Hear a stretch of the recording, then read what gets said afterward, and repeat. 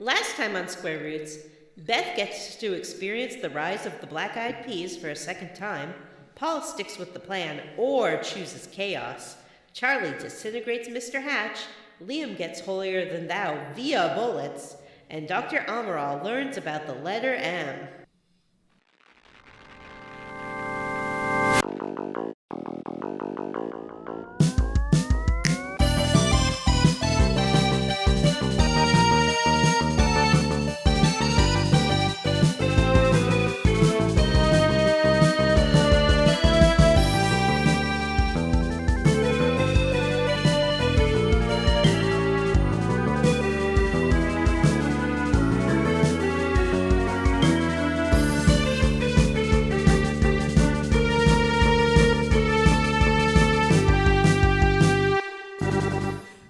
And welcome to Square Roots, the classic RPG podcast. My name is Jim Banks. I'm joined by Matthew Van Zant. Hello. John Shifter Brandon. Ooh. Can I be in the lawnmower man? Yes. Yeah. And Vanessa. I'm back from the past. Whoa. And this is a podcast where we play and talk about your favorite classic RPGs one chunker at a time. And this is our final episode of our Quantum Break coverage. Yay! Yay! We did it. We did a Quantum Break coverage. Can we just be a Remedy podcast from now on? Yeah. Can we just do Remedy games? We were told what during else do we the have stream left? last night that our Quantum Break series has been fucking word salad, so... You say that about literally every game. You also said that this is the best written game we've ever played, so which is it, Van Zandt? Yeah, Matt, you love Remedy games. I don't think that you heard what I said, John, so I'm just going to ignore you. You said that it was word salad. That's Matt was Okay. passing I know. on someone else's opinion. Mm-hmm. I know, but it seemed like you agreed with it. I know Didn't? you said it.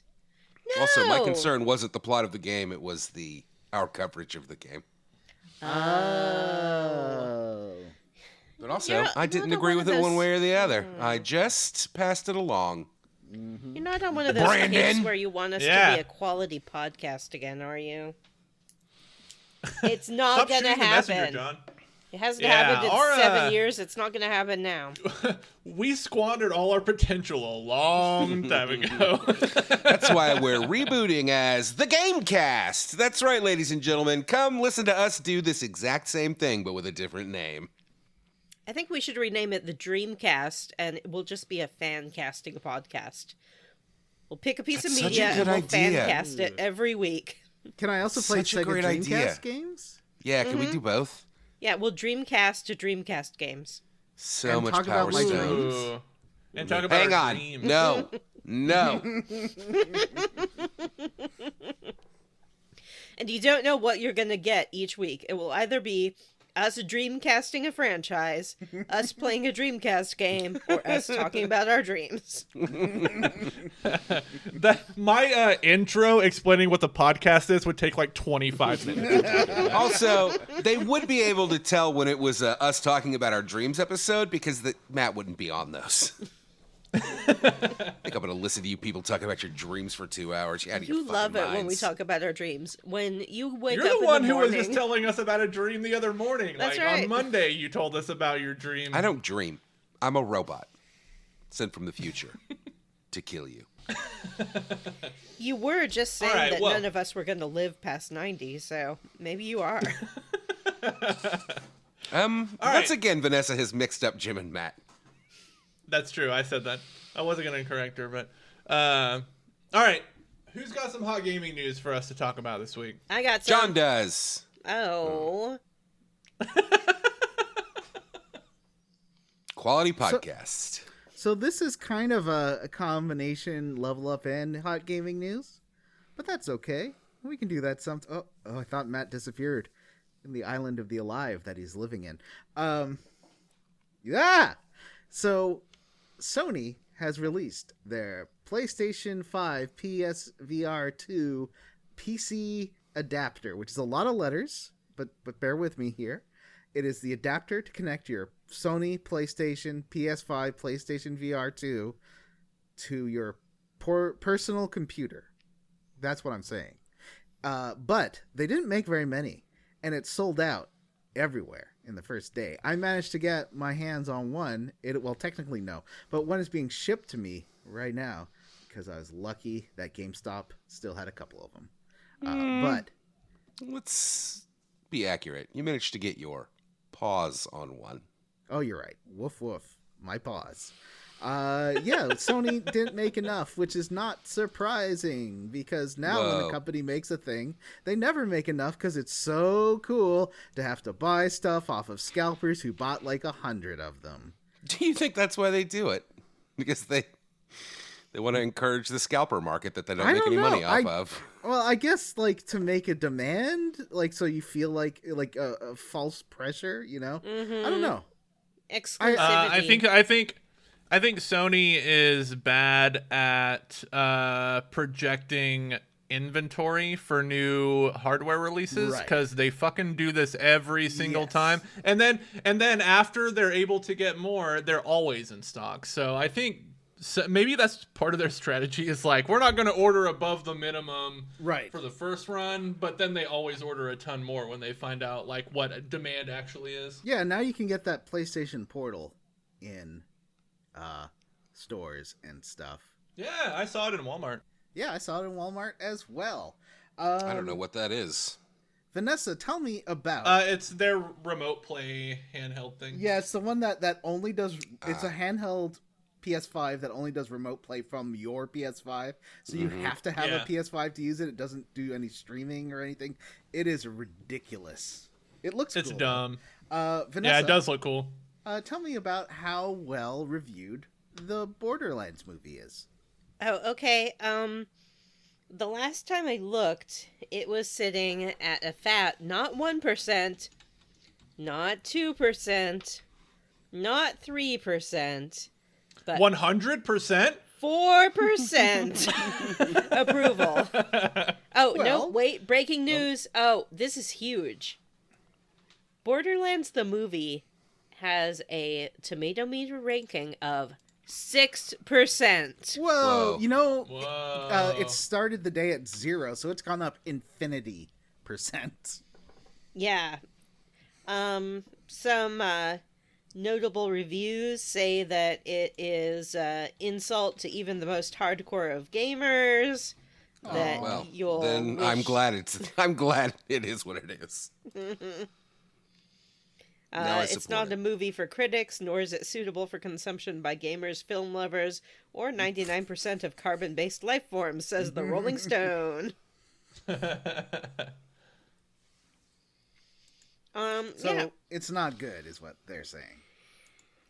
No, I think what they're saying is that they were all paid off by who's Borderlands developers' rival. You know, Oh. let's say Id? Bungie. they were all paid off by Bungie to poorly review this movie. And we haven't gotten an audience ranking yet, but I think it's going to be probably around like 97, 98%. Mm-hmm. I Gamers don't have know, to though. come There's out a and lot of people support. of color in that movie. The movie looks like dog shit, though. It looks fucking terrible. The And I sort of- do genuinely love the Borderlands games, and I have zero inclination to see that film. Yeah, John's a real Borderlands head. I'm looking and I'm a forward real to doing Blanchett babe, and I don't want to see it. I'm looking forward to doing a late night watch of it one night in a year when it's free on something. Oh, I'm sure it'll be on Netflix in the next, 5 months. The sort of kindest thing I saw about it said that it was sort of trying to be Guardians of the Galaxy, but couldn't. Because it was directed by Eli Roth. Who only makes things that are kind of good by accident, seemingly.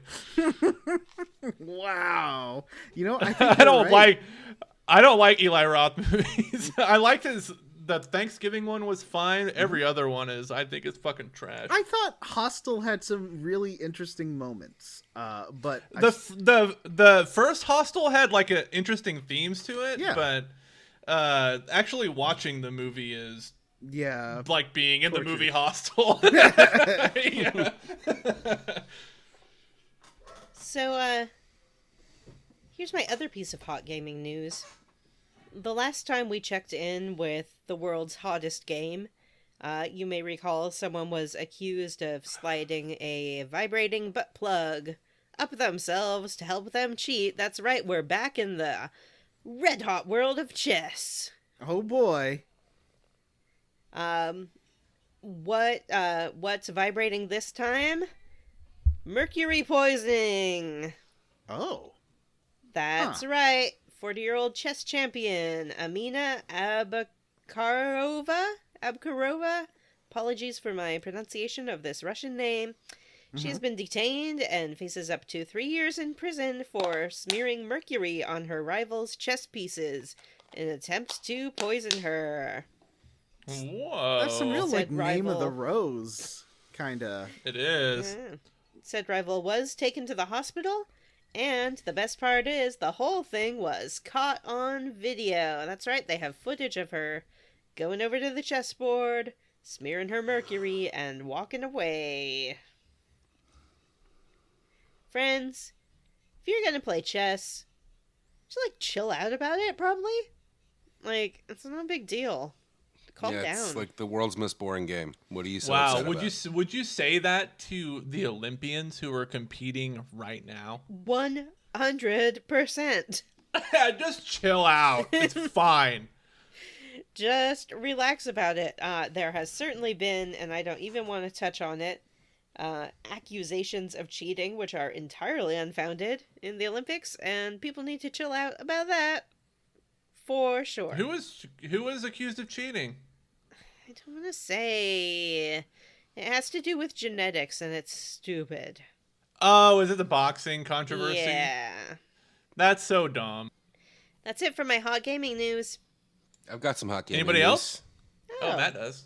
Check out this hot gaming D. Wow. All right, He took it out. You took it out? he took it out. I'm going to talk like Seinfeld for the rest of the episode. Oh, what's the deal with leveling up? What's the deal with the CFR? What's the deal with Matt's indecent exposure? Okay, she's a teen, but we're married. It's fine. I don't want to be a Chronon Active Time Traveller. That was fantastic, Jim. Vanessa was getting mad when she realized Jim's the funniest person on the podcast. I'm furious about it. Jim is supposed to be like the linchpin, just like normal guy's guy, tells us what we're doing and keeps us on track. And no, it finally occurred to me that he's the funniest of all. I hate it. I always knew. Anyways, who wants to level up first? Okay, I'll go. All right. I saw 2 movies this past week. Wow, that's too many movies. 2 movies. I saw the movie Twisters, which is about tornadoes. What? Pretty good. You know what? Pretty good. That's not what I you said liked it a before. lot. Give your honest review, Jim. Well, I liked it, but 1, why didn't Glenn Powell take his shirt off? And 2, why didn't he have sex with anyone? If you're going to cast a movie full of hot people and put Glenn Powell in it, he's got to have sex with one of them.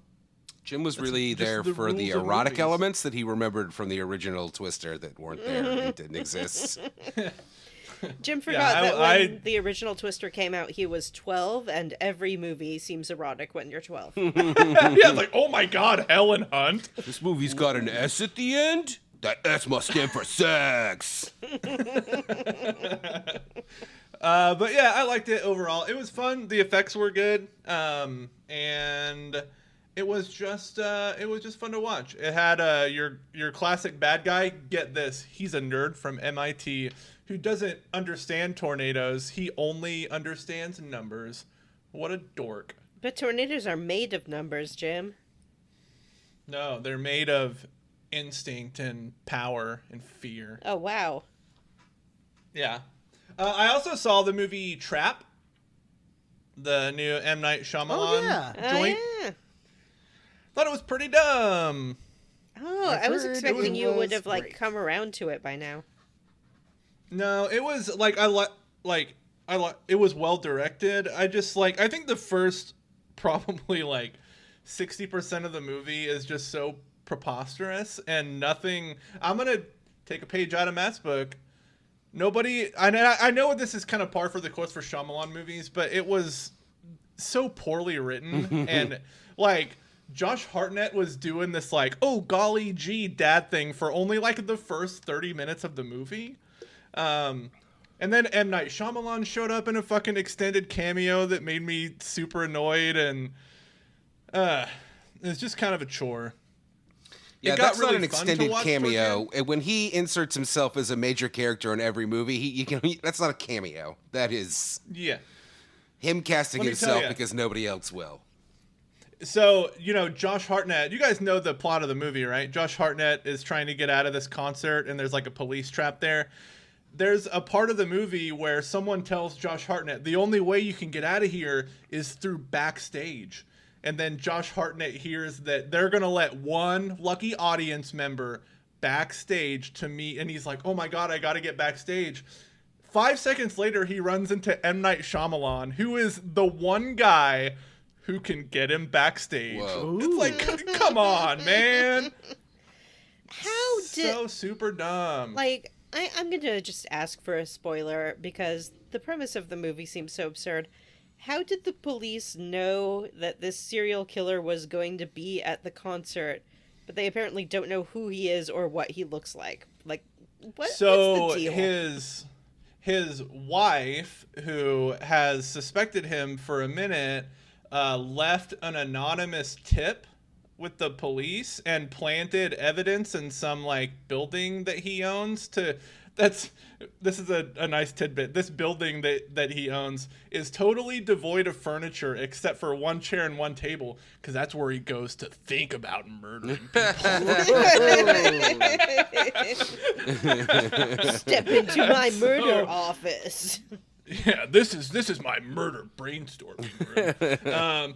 But it's super dumb. But yeah, that's how there's like this lady who's like a serial killer profiler who's like, oh, based on the killings and this little bit of evidence, he's probably, white, middle-aged, probably taken his daughter here, all kinds of stuff like that. So that's how they find him, or find where he's going to be. Sounds terrible. How was M. Night Sounds Shyamalan's really daughter? dumb. Actually, I've heard some people say that she's not very good. I thought she was actually a really good actor. Wow. And the music that she's trying to sell in the movie, not half bad, if I'm going to be honest with you. It's just good pop music, and I thought she has to carry a lot more of the movie than you think. She's kind of the protagonist of the movie in the last like 30% of it. But she did a good job, I thought. But I can't say I recommend the movie. All right. Matt, how did you level up? Hey,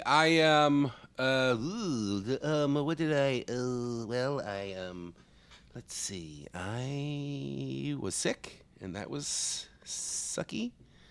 And then I started a new job, and that's exhausting. And I watched a bunch of Avengers movies. I think I talked about that last week. That's it. That's all I got. I got nothing. Is laying in bed and being tired and staring at the ceiling a level up? Does that... I hope so, Yeah. because that's what I did. Great. Vanessa, how did you level up? I leveled down. After all these years, it finally got me, and I got the Rona. You've had it before, haven't you? Nope. That's what I said. That's what I thought. I thought you'd had it before. She Well, she did. what thinks you she all had it. accuse in me of it.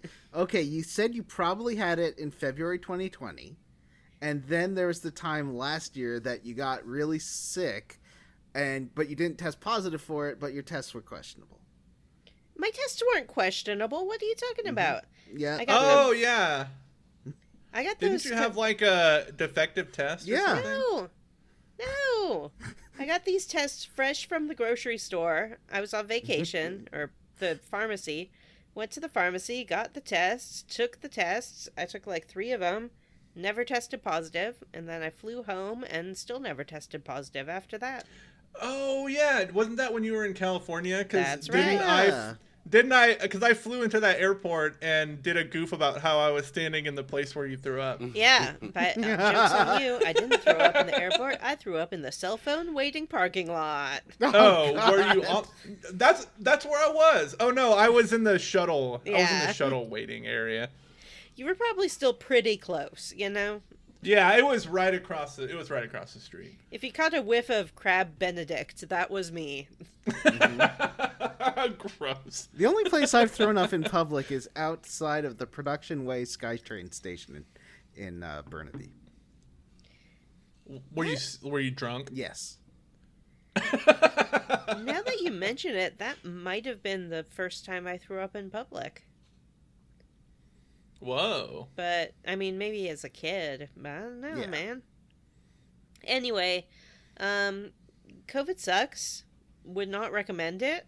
Like, I guess I was pretty lucky overall. It seems like I had a relatively mild case. They wouldn't even give you ivermectin, and you asked for it like 10 times. I didn't ask for it 10 times. I put out a call to 4chan, or wherever it is you get that stuff, and they said they already knew about me, and that I wasn't one of them, and I wasn't allowed to have it. It's only for loyalists. Vanessa, your chart says you asked for a UV light to be inserted into your body? Yeah, I thought it would just, like, burn it out. You were thinking about injecting bleach? Other than that, there was this great leak in my kitchen ceiling, so these people had to come remove the whole ceiling and replace the 50-year-old pipe from the bathtub with a new PVC pipe, and then I got COVID, and they couldn't come and put up the new ceiling, so I basically lived without a kitchen ceiling for a week. It finally went up today, and tomorrow it will be painted. And Did you have to make friends with all the rats and mice and raccoons that were falling on your face? I was actually really happy to see, like, once the ceiling came down, that there wasn't anything up there. You know, there wasn't, like, little chew marks or little rat trails or any kind of little indications of critters. So that was pleasant. Nothing rolled up in a ball and sped across the room? No. That was a Critters joke for Jim. Thank you. And, I thought you were making a Sonic reference at first. I was like, oh, is there Sonic in Sonic there? the Hedgehog was up there. He's hiding from the police. And finally, I played a game called Thank Goodness You're Here. Oh, so did But I. So did I. You can't go into it. I forgot to mention it. You can't go too deep into it because we're going to be doing a bonus on that and clickholding. Yeah, thank goodness you're here. I'll just say, without going too deep on it, the idea of making, like, a intentionally funny game, I think, is very difficult. A lot of people try to do it, and it doesn't land. But this one landed it. I heard it was the most Vanessa game ever made. That's what Jim said, and then I took a clip of someone being sprayed for a very extended time with fluids and going, and I was like, because this is what Jim thinks is the most Vanessa game. Oh, I have a really funny screenshot to send you to. But that game is amazing. I finished it last night, 2 nights ago. It was really good. You know, a lot of times with games like that, you don't know how they're going to end it.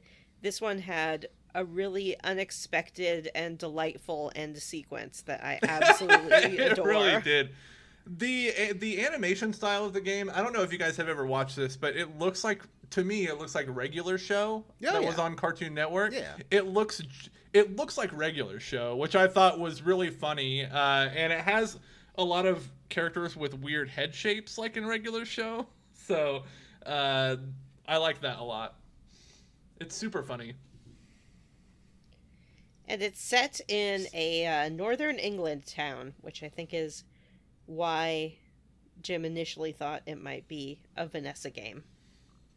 Yeah. Do you feel like it was a Vanessa game? I do feel like it was a Vanessa game, but kind of like in a surprising way. I don't think it has elements that a lot of people would like list as a Vanessa game. Because there weren't any sweet floppy-haired boys, and you didn't smooch anyone. And Oh, see, those are...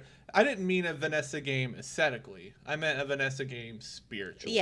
yeah, I do think that spiritually it was a Vanessa game. I think if you Knew took it. my spirit and gamified it, it would look pretty similar to that. Yeah, I Oh, think no. you're right.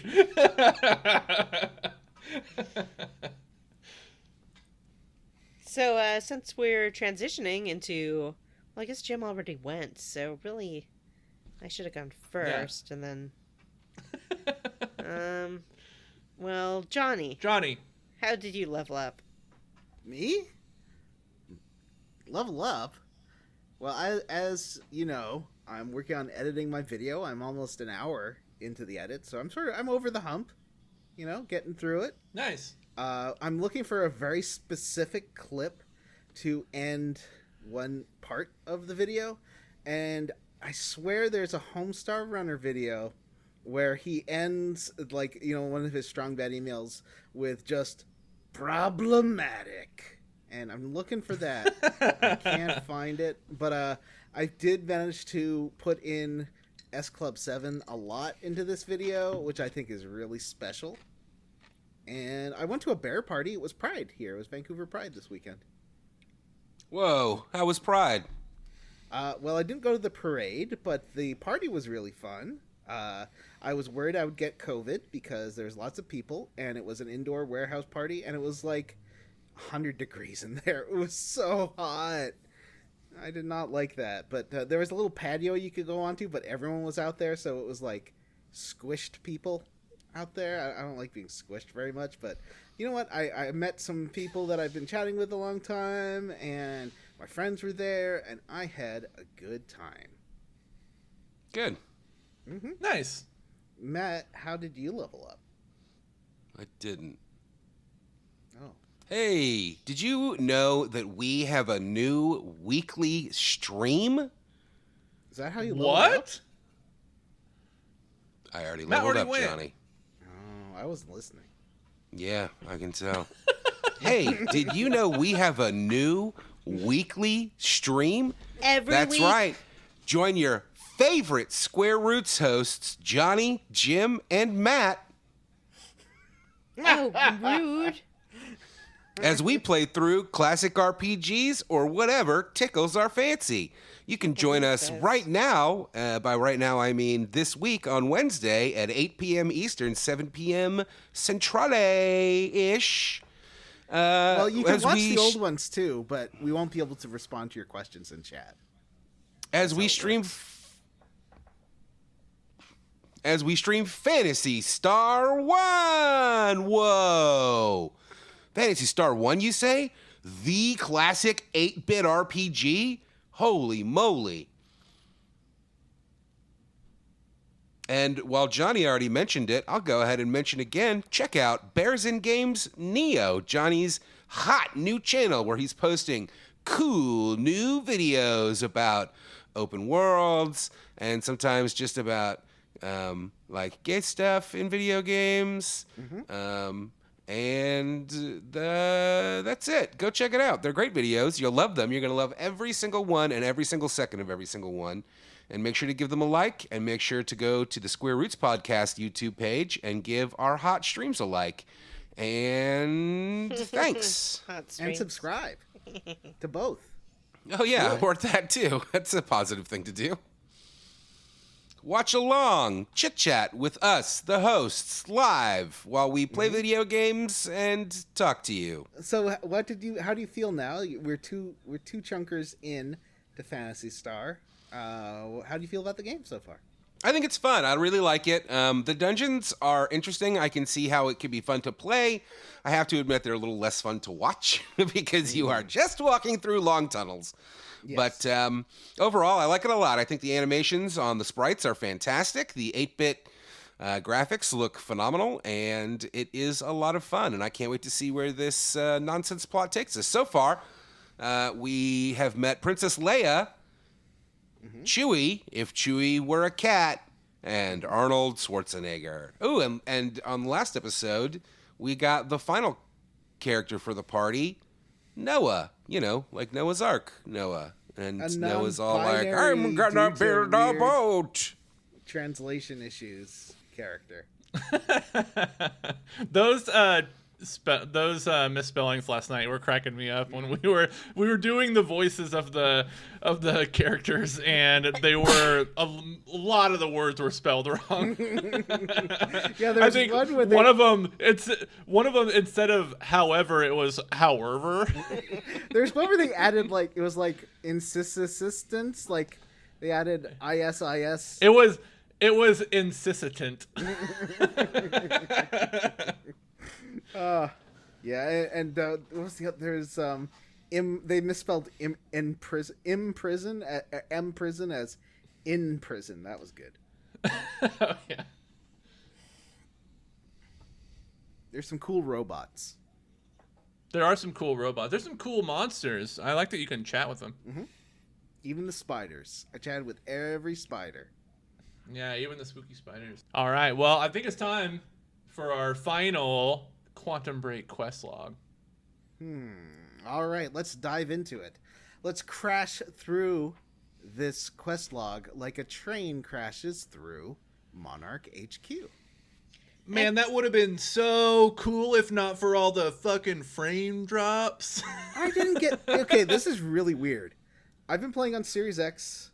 I guess you've been playing on S, but Matt's been playing on X. It looked amazing. I didn't see any frame drops, and I'm pretty sensitive to them. So maybe it's just a Series S. Mine did, yeah. Great. It got pretty stuttery there for a minute. I didn't see any either. Are you sure that wasn't just a time stutter, Jim? Yeah, that's what we claimed. That's what you guys said. Are you guys getting paid by Remedy? Is that why you're not talking about the performance issues in the game? It looked fantastic. Like that train coming. Is that why you're gaslighting me over the frame drops? I have some questions about this train. Yeah. It doesn't make any sense. So it doesn't. Was the train like supposed to crash in there later? Was the train? How did the train get off its tracks? Right. Like, let's say that we can buy there's like a public transport station that stops at Monarch HQ, and it's just on street level, and there's a wall. It looked like between a freight train, though. The station, yeah. It did. A freight train? Maybe in this reality. Maybe in this reality, instead of Langoliers, there's freight trains that just come and crash into everything. Maybe it just got so unstuck in time that by the time it caught up, the Earth had rotated so far that it. There you go. Basically, the only thing that makes sense, because otherwise, if it was just frozen on the track, then when it unfroze, there's no reason it would then crash into something. But also, Matt's theory posits that when time completely stops, the Earth still rotates. Well, I'm just saying that it got more stuck than other stuff. When it got unstuck. I had the same issue with the boat crashing into the bridge. It's like, okay, the boat pauses, the boat unpauses, the bridge would still have time to go up, right? Unless maybe the bridge was frozen, but the boat wasn't. Is that the deal? I think that. Well, wait, is it? Because stutters are like a river. Stutters are they're localized, right? Exactly.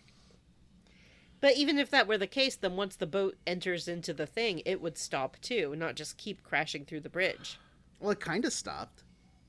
Maybe it's shaped like an upside down L, where it's only it's only here and then over the bridge, and that's it. Maybe it's only in the bridge control booth. Yeah, maybe it's just localized to the guy that's supposed to be raising the bridge. Genuinely, that at least on Series X, that train crashing through Monarch headquarters is some of the best graphics I've seen in especially in that era of PS2 or not PS2, PS4, Xbox One. It looked fantastic. All the bricks were showering down. Hey, hold on. Sorry, Sam. What's his name? Sam. Oh, Sam Lake's here for a second. Yeah. You can just send it to me via a e-transfer, And Vanessa too. You gotta make sure to get Vanessa. Yeah. She's 10 grand. I'm 20. Yeah. Thanks, Sam. Does Sam Lake have Venmo? We don't have Venmo in Canada, but he can probably send it to us by Venmo. You don't have Venmo in Canada? No. You have Zelle? No, we have Interac e-transfers. It's like, it's free. It's good. It doesn't even don't have- have a you don't have cute Cash name, App either? though. Sorry. Yeah. We have Interac e-transfers, and You don't. We've had it You don't for have years. to sound like an idiot every time you say the name of one of these big tech apps. Yep. Johnny, I'm pretty sure it's called Interact A Transfers. Why? Interact A Transfer. Did I ever tell you about the time when I was at film school in Colorado, and I was working the slates for someone's student film, and they're like, so scene 5A, take 1. And I was like, well, isn't this scene just scene 5? And like, we made you say A. Oh.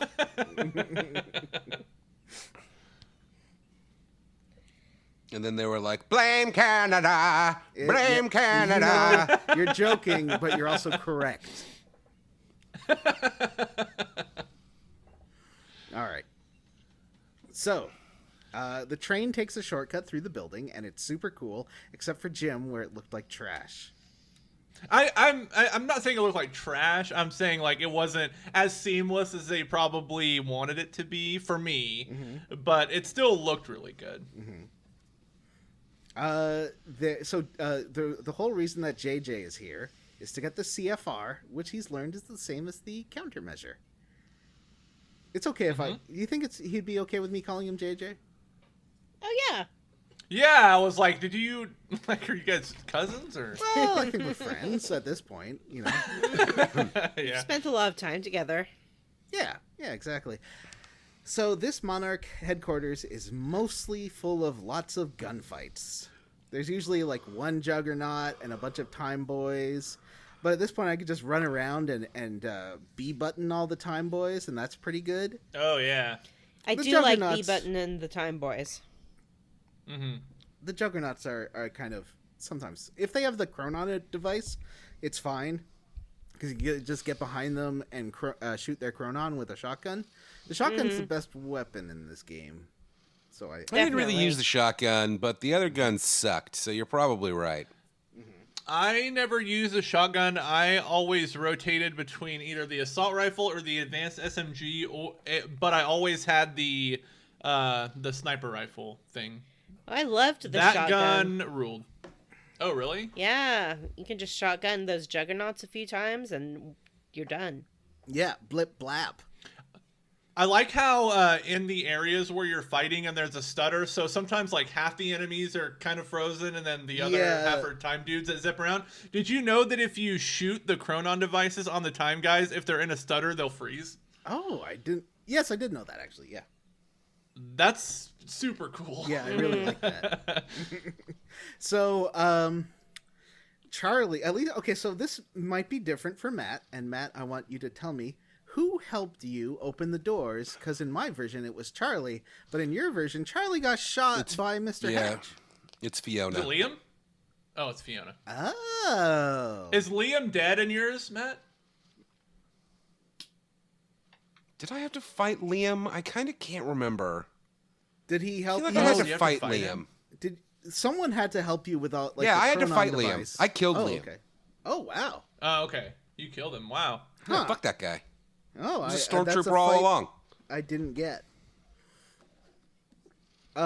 So we start going up through the tower, and we see that there's this time monster-like thing killing Monarch troops. Like, we see some troops, like, maybe getting killed on a walkway kind of above us at one point. You never fight this fucking thing. It's the weirdest I was thing. It's like so Chekhov's scared of time it. monster that Yeah. doesn't pay off.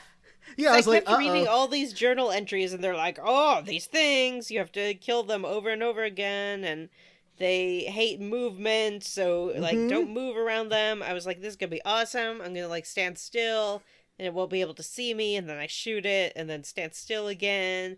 It's gonna be amazing." Have you Nope. seen my notes, Vanessa? Because I wrote, "Uh-oh, that time monster is coming. Better get ready to fight the time monster. More bodies. They're really building up to this time monster fight. Real, did Sephiroth do this feeling? Because I know. Vanessa even put in the group chat before she played this last chunker. She said, "Jim, I'm really afraid of the time monsters." I mean, I guess you kind of fight one when you fight Paul, but it just sucks. Not really. Yeah. Paul's not quite a time monster yet. He's when you basically fight a him. time monster. No, because they're like he has control. Those things are like I don't know. They remind. I think the fight would have been something like that Berserker fight in Gears of War. That thing that is blind but can hear you and will rush at you. I assume there's going to be something like that. Yeah, so did I. It's interesting. I thought we were gonna fight something too at first, but then like you get a little cutscene where you run into it, and I don't know if maybe I just wasn't paying enough attention, but I was like, oh, that's just Hatch. Yeah, that's like what, Hatch is just murdering them. Yeah, right? that's what JJ says. He's like, was that Mr. Hatch? Okay, that kind of confused me because I was like, is there actually a shifter killing people? And then I was like, well, I think it's Hatch. They freed Dr. Lee. Why isn't it Dr. Lee? Dr. Yeah, Kim. I was like, maybe it's Dr. Dr. Lee. Kim, who never fucking comes back in any way, shape, or Yeah. form. No, he doesn't. Well, they just let him building go. up to his big show. I was expecting, due to everything in the show and all the notes, that you were gonna like maybe before the big boss, you were gonna have to kill Mr. Kim a few times. It was gonna be like a Dead Space or a Resident Evil or a Gears of War. Nope. Nope. Nope. Who has time for that? Not this game. Do you think they wanted to do it and then Yes. ran out of juice? 100%. Maybe they ran out of time or money or just. I mean, judging from the last boss, they just fucking farted to a stop with this game. That last boss. Well, we'll get there. Yeah. So there's like a really annoying fight with. Was it a couple of shotgun guys or was it? It was a couple of juggernauts, right? In that lobby where like a full of offices. Yeah. That you can blow out the desks. The open floor plan area. Yeah. There's two big juggernauts with the big machine guns. Yeah, with the big Gatling guns. That one took me a while. It took me a few tries. I found that their AI was pretty bad, so if you stood It's super bad. like behind something that was like directly in front of them, they couldn't figure out whether to go left or right to get around it, so they just kept shooting it over and over again, like trying to shoot in a straight line. If you break their line of sight, they kind of just do this and rotate left to right. That's how I finished the last boss fight. Was hiding at the back back of the pool. And yeah, the AI just totally you have to kind of lure them back there one at a time, and it's actually pretty easy once you do that. Yeah. So there is a note, and Jim wanted to talk about this little piece of intel. There's a note you find that is written by Mr. Hatch to, I think, Paul. Saying, It doesn't say it was written by Hatch though. It seems says like it. anonymous or something. It was Hatch, yeah. Yeah. But it's not it's not named. So what is this backstory exposition note, Jim? What does it say? You come to find out that Hatch, his backstory is that he's another Chronon active person, but he did not gain his powers through the time machine or the CFR. He came upon a naturally occurring anomaly in a cave. What do they call it? The Meyer-Joyce field. Yeah, in a cave. Specifically in Africa. We talked about this last week. Did we? Yes. Oh, no, we hinted at it last week. No, you explained the whole fucking thing. You explained the whole thing. Because then I read the thing and was like, yep, that's what Jim was talking about. That's the whole fucking thing. And we discussed how it was basically the exact same thing as it was exactly what we saw with Mr. Door in the second chapter that didn't of the make DLC. that wasn't in the episode, so I don't know. That was in the group chat. Yeah. So what I explained last week was what a shifter is, and then I said that I remember having the conversation towards the end of the episode. I said that Hatch is a shifter. Yes. But he came upon a break in the Meyer-Joyce field in a cave and became Chronon active and became a shifter. And he says he spent kind of an indeterminate amount of time just like moving in and out of realities, like in constant pain. And he only found relief in stutters. Those were the only place where he felt like he could collect himself. Yeah, and the end of time. So, and then eventually he became good enough at being a shifter that he could kind of localize himself or ground himself in a reality while still being a shifter, which is what he's doing with Monarch. And it doesn't really, so I was actually going to ask you guys this. I don't understand his motivation for wanting to sabotage Paul. I think he wants He the end of the doesn't- world to happen. Yeah, he wants, basically, he is the Magneto of the Chronon shifters. He wants a future that's just for Chronon shifters. And he even says in his note, we're going to live together happily at the end of time. It's going to be me and you, Paul Serene, and your friend Jack, and Dr. that Kim. doctor that we keep in the refrigerator, and a few other people who you might not even know. And we're just going to have our own great new society. I know it's kind of like sad that this world has to end, but think of it more as a beginning. Like, it's going to be great. I'm not going to be alone anymore. We're going to live together and be these higher beings, and you'll be able to see so much, and it will be wonderful. Oh, yeah, because he does mention that his perception changed. His ability to perceive reality changed, which I thought was cool.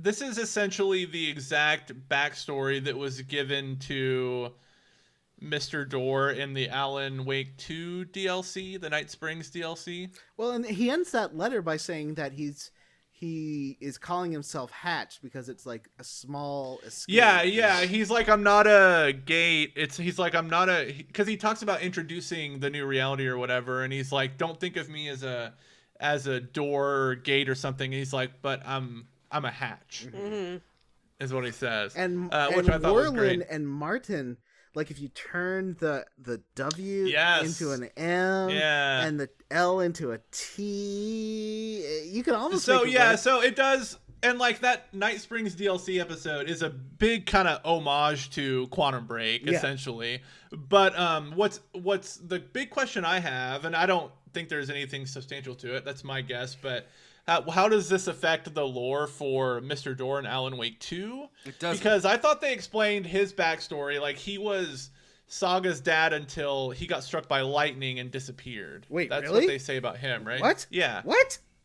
Nah, I don't think it's that I've explicit. never heard that before. Well, they don't say that, but like they in like two different scenes you get both of those things. Oh, I don't remember her It does dad getting imply struck by she's. lightning. It does imply he's her dad.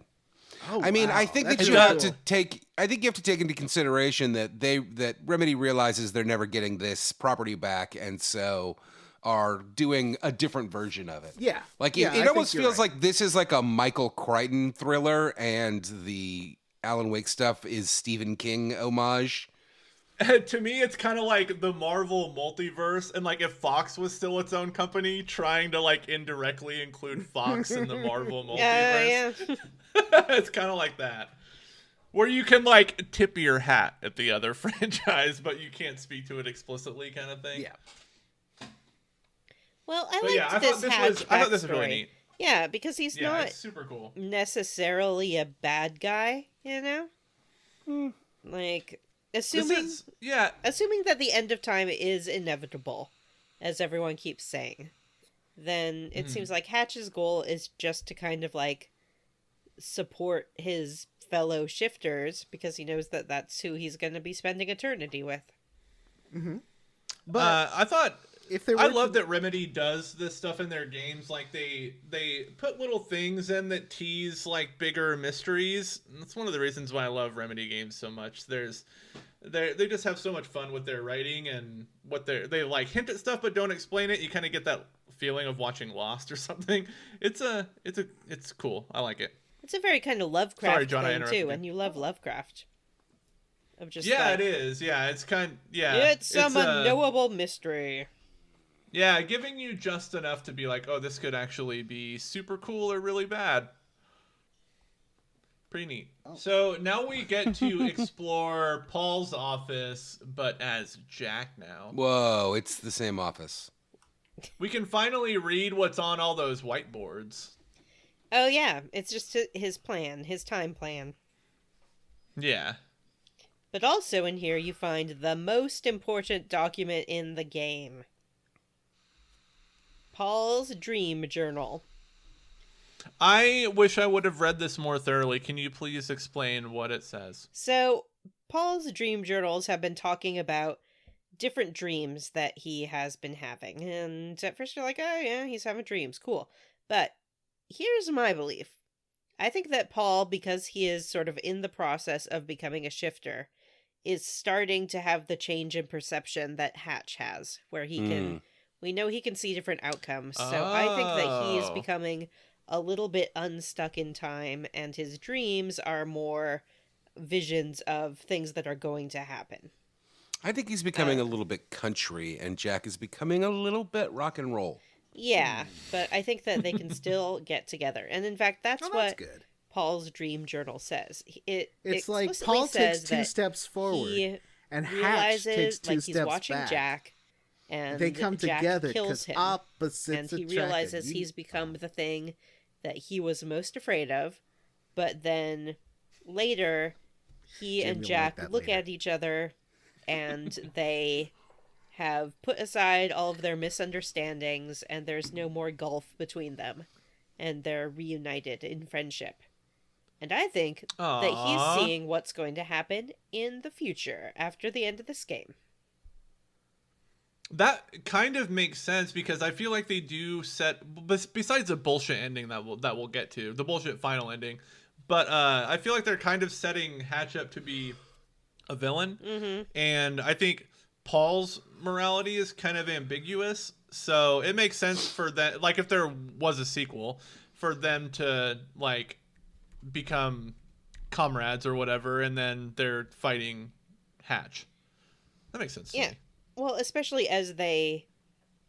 I don't even know if I took it as fighting Hatch, though. I took it more of exactly what Hatch keeps saying is going to happen, in that they're going to ascend to this new kind of state of being. And so Hashtag Hatch was right. Hashtag Hatch was Wow. right. They're Yeah. going to live together at the end of time. Happily. Huh. Are they married? Yeah, absolutely. They're going to kiss. No, cool. Sweet. They're going to realize that what they thought was friendship for all those years was actually something more. Did you know that if you shoot a load at the end of time, you shoot every load that you ever have shot or ever will shoot? Wow. I didn't know that, but you did tell me that Jack Joyce likes to rewind time right after he does and put it back in. Yeah. We also said I was actually thinking about that today. We turned that, like, we were doing a bit where we were just making jokes about what would happen if you shot a load in different time scenarios. And I said, but for some reason we directed it at John in the group chat. And I was like, every time John shoots a load after he edits himself, he calls it his time blast. That's right. And I said that he upgraded so he could do it 3 times in a row. That's what you've been using those Chronon sources on. Yeah, that's where all these Chronon charges are coming out from, the PayPal.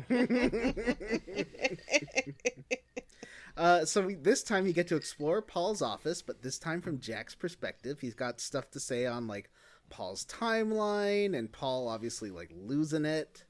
And he's like, okay, so Paul really is trying to do the right thing, but in trying to do so, he's causing all this to happen. Yeah, I mean, that's what we learned from Beth's journals as well, is that any attempt to change the past, change it, makes it happen. He's like the Mr. Bean of time travel. Every time he tries to help, he just kind of makes it worse. It's true. So he goes into the CFR store containment unit, and Charlie, at least for Jim and I, Charlie is there, and they get to meet and bump fists. They fist bump. It's pretty great. No, I thought they did elbow. Or, They sorry, do like an elbow bump. manly elbow. Yeah, or like forearm where you... Not for me. Charlie's dead. Yeah, Charlie's super dead. No. Aw. I like in John and I's scenario, like, they're just like, we don't really have the budget to like do facial animations for this bit, so let's put him in a time suit and he never takes his has a mask generic off. face that doesn't look like he doesn't have the same eyebrows or anything. It doesn't look like the actor at all, and all you can see is like the top part of his face. Yeah. They just gave him like a generic facial Probably model. the same model Really for funny. Liam or Charlie. Yeah, either I think way. so. Because Oh yeah. in Yeah. our, I guess Matt and I's version, Liam is there, and Jack is like, "Hey, pal, buddy, whatever's going on." And Liam's been fatally injured. Essentially, he was shot in the cutscene, and he put on the little suit, and he's standing there with his gun. And Jack is like, "Seriously, like, come on, I'm just gonna kill you if we do this." And Liam's like, "Yeah, we're gonna do it. I love my nurse wife. Pew pew pew." And we do him a kill. Aww. Sort of. I mean, we knock him back, like, out of time. So it's possible he could survive. What does that mean? You know, like when you shoot someone and they have the Chronon harness and they just freeze in time. Yeah. Okay. So he's in a stutter. Oh. Yeah, he's in a stutter. Okay. No, Charlie's just Oh. like friends with me and like open the door and it's like, there you go. I hope it's worth all this. I'm gonna go check in on. There's someone I need to see and make sure is okay out in the lifeboat. So it's like, aw. Yeah, he's like, I'm gonna Well. go see my friends. Charlie She wound has to up date being me the now. hero all along. Who would have thought the incel security nerd would have gotten like the happiest ending out of all these side characters? Not for Also, me. what happens to Fiona? Well, in your version, in their version, She goes to the lifeboat, Mm-hmm. right? Yeah. but she In John and hacking I's the version, system. she does, and opening doors for you. Yeah. but she's in the lifeboat. Yeah. You I know, don't know I how wasn't Oh, here it last doesn't time. make sense. Oh, okay. I wasn't here last time, but I just want to say the lifeboat sucks. Like, Yeah. for this place that they've been building forever, that they know they're going to have to live in for 200 years, they didn't even build, like, rooms to be the bedrooms. They just built this big open courtyard and, like, stuck some beds on it. Well, it looks like they're in a warehouse and they put some sheets up over the racks where merchandise would be. Yeah. And they're like, this is where we live now. Part of me was like, you could just put up a fucking green screen. Yeah, it's like, like, come on. the lifeboat is the custom, like, living unit that you've been building. The whole point of Monarch is to build the lifeboat. And it's just Yeah. like, it has like 2 hospital beds right next to each other. And it's like, here's where you live for 200 years in the lifeboat.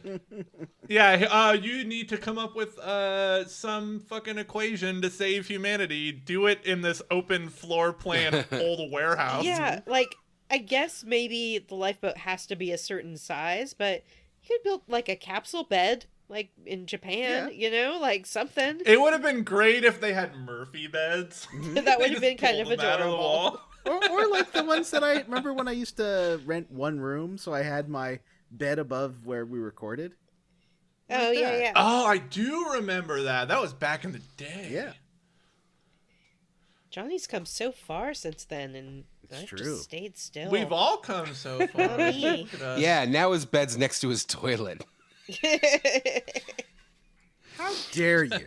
That's called luxury, man. How far do you have to walk from your bed to go to the toilet? I have two Not tiny far, separate because rooms. I One is a have a bedroom. master bedroom. And one is a bathroom.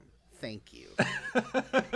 Isn't it the worst when, like, you have to go to the bathroom, but you're so cozy in your bed, and you know it's just, like, so many steps to get there? I hate it. It's not so bad. Not so. You guys don't just go in your bed? No. I don't have can't. the I'm rubber a sheets. girl. No. Actually, I don't think I could pee my pants if I wanted to. I have that like shy bladder. where I Oh, just that's can't right. go. Yeah. I used to have I that bet problem, you and then could I do it taught for- myself to not. Oh, you taught yourself to pee your pants. That's great. That's what I call growth. So I'll do it right now. So Jack He's has doing the it. countermeasure. He took it out again. And then goes to the next room, which is the time machine room, because the time machine's been moved over here. And I'm like, uh-oh, something's coming as this machine's booting up. I bet it's gonna be It's some gonna kind be- of crazy time monster. Oh, That's Time what I monster. thought too. I'm like, we're finally gonna fight, because you can tell when you walk in it's an arena, which I was already salty about because at this point in the game, I really just wanted to poke around time journals and do time puzzles. Yeah. And yeah, me too. every time I walked into a space that was like, oh, there's a bunch of explosive canisters and stuff, I'm just like, ugh. I think you'll feel the same way about Enslaved, because the parts where it's just like a cool That's exploring 100% adventure true. game are great, but then you have arenas and fight things. What But I is do think- Enslaved? It's a game that we'll play at some point, because I think you'll really like it. Oh, okay. It's a lot like this. It's definitely a lot like this. But it's this in like a post-apocalyptic future, 10,000 years, so everything's grown over with vines and trees and stuff. It's really neat. And it's the main guy's the guy who plays Gollum. Whoa, what game are you Andy talking Serkis. about? Enslaved. Oh yeah, that game sucked. No, it's good. So you then fight some guys. There's no Yep. time beast.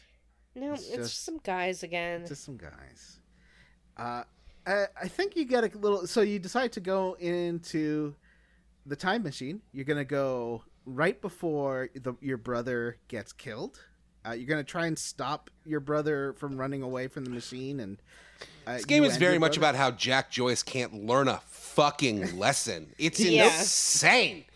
It has been proven to him again and again that you cannot fucking change time, and he still is like, "Oh, I'm gonna do it this time. I'm gonna do it." Yeah, but this time is a little bit different because, as I always say, no body, no time. Yeah. Paradox. Wait, no body, no time paradox. Yeah, no body, no. time No bod- paradox. No body, Because Body, he no no goes time. back in Paradox. time, and then shows up at the university, and he does see. Meanwhile, Paul Serene, I think, is ordering troops towards the pool. I don't get that part. There's some Paul Serene. wants to go get the other time machine. So Jack Well- sees himself and his brother escape via the hatch. Huh? Hatch? Think about it. Jack cannot follow them because the hatch is locked due to causality or something. And so then he has to fight a bunch of guards. Yeah, and 'Cause- you hear over their radios, they're like, Jack Joyce is here. And they're like, no way, he's over here. I'm seeing double. 4 Jack Joyces. So you go escape from this part of the university campus and then start going. It sort of tells you to go to the roof. You're looking to go to the library. The only way forward is go to the roof, and you also you're following the digital time ghost of Beth, who's going up to the roof. And you do see her Digital kill some time snipers. ghost. Yeah, she's kind of a She's time not a ghost. digital time ghost. She's just What in makes the her digital? past. Well, you know where you see the little triangle-y versions of her? She's like, I'm going up on the roof now. And they're like, but we already have snipers up on the roof. And she's like, well, I'm going there anyways. Are you going to argue with Paul Serene? That always works in movies. Yeah. I don't know why, and games. Like, Okay, oh, what so- if I call the boss? And I don't get it because I guess I've just never had a job where I wouldn't be like, yeah, call my boss, bitch. I don't care. Like, what do you want from me? I guess I've worked Call him with right some now. I'll toxic call him. I'll put you people on the where, phone with like, him. They'll tell you the same thing, which is fuck you. I've worked with some people who were like toxic enough who were like, if they told someone to do something and then you like interfered with that, even if it's your job, they would like freak out and be like, don't you ever question me. Blah, blah, blah. Brr, brr, brr. But I don't think Wow, you Paul's worked for like Mr. that. Beast? Paul's a nice guy. Yeah, Paul seems fine. I mean, He does for the like most part. soccer. All right, so you go up to the roof. You see little cutscenes that explain stuff that happened in Act 1 that I totally forgot about. So I feel like it would make. Oh, I know, right? I'm like, oh, that like body the fell. like the sniper. Or, yeah, the body fell off the roof. I remember that. I guess. Power turned off in the library. Oh yeah, I guess it did. Okay. This I is did why. not like the sequence where we had to like fight in the dark in the parking garage. It just seemed dumb. Like, Well, what was the and it's point of only that? like one of 2 guys that you fight in Yeah. the dark. And Yeah. the lights turn on for the second dude. So then you gotta move a time van inside the time garage so you can get through the time door. I died like 5 times to the stupid fucking like car time. I thing. died to the guys inside a lot. I kept getting too close to the car in the animation, and like I said last episode, if you touch anything that's like moving in these stutters, your character just automatically dies. Yeah, I got beamed by that door a few too times. close. I kept getting too close to the truck, and it would just kill me. I did it like 4 or 5 times. Actually, I don't know if I ever died. I just had to redo the door because I missed it. Yeah, I was dying. missed It it. would kill me. But I did get Reminds me killed of by that the guys part in the- inside a lot. It reminds me of that part in the pool when you first go to the pool and have to, or the second time you go to the pool where you have to like fix the time machine. And I just kept falling off the side of the fucking thing and was like, and just dying. And it was just like, this is great. I love this. And for some reason, you had to keep repeating the cutscene. And this is the worst thing that's ever happened. That fight inside is pretty hard, too. And remember how I don't know if it was episode 2 or episode 3 of the podcast where we're talking about the fight in the garage. And I was like, yeah, I don't remember anything about following Liam to get the code. I think that was last episode. And you're like, Yeah, oh, yeah, was that last happens. episode. You have to follow Liam around to get the code. That does not happen. You gaslighters. That happens this time. Oh, it does? Yeah. Did I get Right. it confused? Yeah. What? Well, I definitely had not played this. I played it It must have just been Jim that was gaslighting me for his own benefit. Sunday and yesterday. Yeah. Yeah, I was profiting from it. Yeah. Emotionally and Yeah, you're trying financially. to get me you off have the to, show like, so you can have follow full around the control. Liam Echo. And then there's one part Yeah. where you followed him through the whole thing, and then you don't get to the next part fast enough unless you use time dash. And if you miss it, you have to start over the whole stupid sequence. Super dumb. There's also there's one part that I think Jim was talking about before. You get in and there's a whole bunch of guards, but there's also frozen guards because they're caught in a time stutter. But then time unfreezes after you kill the guards with the Chronon packs. You have to kill the previously frozen ones. That was pretty cool, but I died a lot, and it was a little annoying. Yeah. Yeah. Were you playing this on hard or something? Just normal. I was just playing. This on game normal. was Me too. not difficult. I died in the boss fight multiple times because it's bullshit. And other than that, and the occasional falling off a cliff, I didn't fucking die once. This game's fucking easy. Better at video games than I am. Yeah. I didn't know if the guy Remember who we played dies Mass by Effect and I walking was off so a bad cliff at it over because and I over chose again is bad. shotgun Vanguard. boy and I just fucking sucked the whole time and you were the happiest boy alive because you were like, that sucks at video games. Well, look at the tables turning now. Right. So you do have to follow him around. You have to use your time powers to get from one little time ghost section to the next little time ghost section. I think there's 3 of them. You get the code, you punch it in, and that's where you fight the guys in the dark. That's pretty cool. And the code Was is it? I thought it sucked. 665, the neighbor of the beast. The neighbor of the beast. They Yeah. fucking love that shit in this in Remedy that games. fits- They it's think not a that's good- real clever, and it's not not that clever. It's Clever. it's actually kind of the worst. One of the worst things they carry over from game. It's dumb. As I said, I had a book in the It's a dad 1990s. It was a fantasy novel called 668, The Neighbor of the Beast, and it wasn't even that good.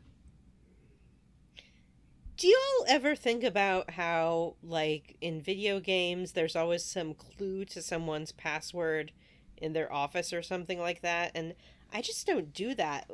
I don't ever have, a book on my shelf that's oh, the year of Cuthbert's birth. So someone, coming in could be oh, the year of Cuthbert's birth, of course, 1965. Would you like it if an escape room was more realistic and no one wrote down clues and passwords and you just die there?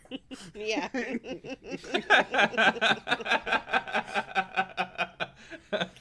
I like how Prey made that a little more fun, where you just had to push buttons, and the challenge was how do you push them, and you got the little dart gun that you could that shoot was so through good. little holes to unlock the computers and stuff. That was super cool.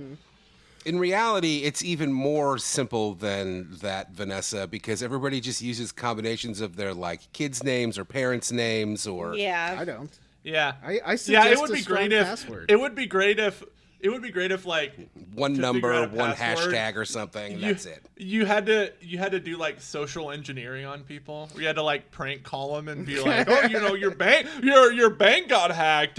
What's your mother's maiden name? Or like, what street did you grow up on? And that's how you had to figure out the password. That would be pretty funny.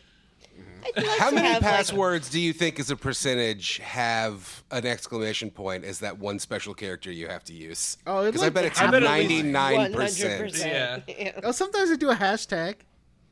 Yep, that's probably felt number like- 2. I felt like Neo in the Matrix the first time I substituted the exclamation point for just a period. I'd be like, nobody's ever gonna No, but seriously, folks, just like get a password manager, and then just suggest strong passwords. You shouldn't be using. Yeah, the it's same fine. password. Although don't choose LastPass because they get hacked and all your personal Oh, really? information and passwords get leaked. no. Yeah, that happened last year. I don't. This all sounds hard. I suggest you use one password for every single website, every single app, No, and cut just this. use that for everything. Why cut it? this. It's That's a a fucking smart way to joke. do it. That's Jesus a smart way to do it. Christ! Cut this. What are we gonna get sued? There's an episode of Taskmaster where somebody doesn't guess, but gets from Alex's wife the PIN number to his bank account, and he's That's like, right. yeah, that's my bank account number and my phone unlock code and the code for my home security system. I Like remember just that. rattling off like every His single thing in his wife, life. his wife just gave it out to a random ass comedian. Yeah. You want his bank account pin? Sure. Why not? I bet he had to. I even though hate they that little bleeped it on the fuck. Is show, what I assume she was thinking. I guess he had to like change it everywhere. Yeah, I do I'm believe sure. that. Yeah. I think that Alice and his wife are actually friends, in real life, so that was part of it. Well, I hope so. Most people should be friends with their wives.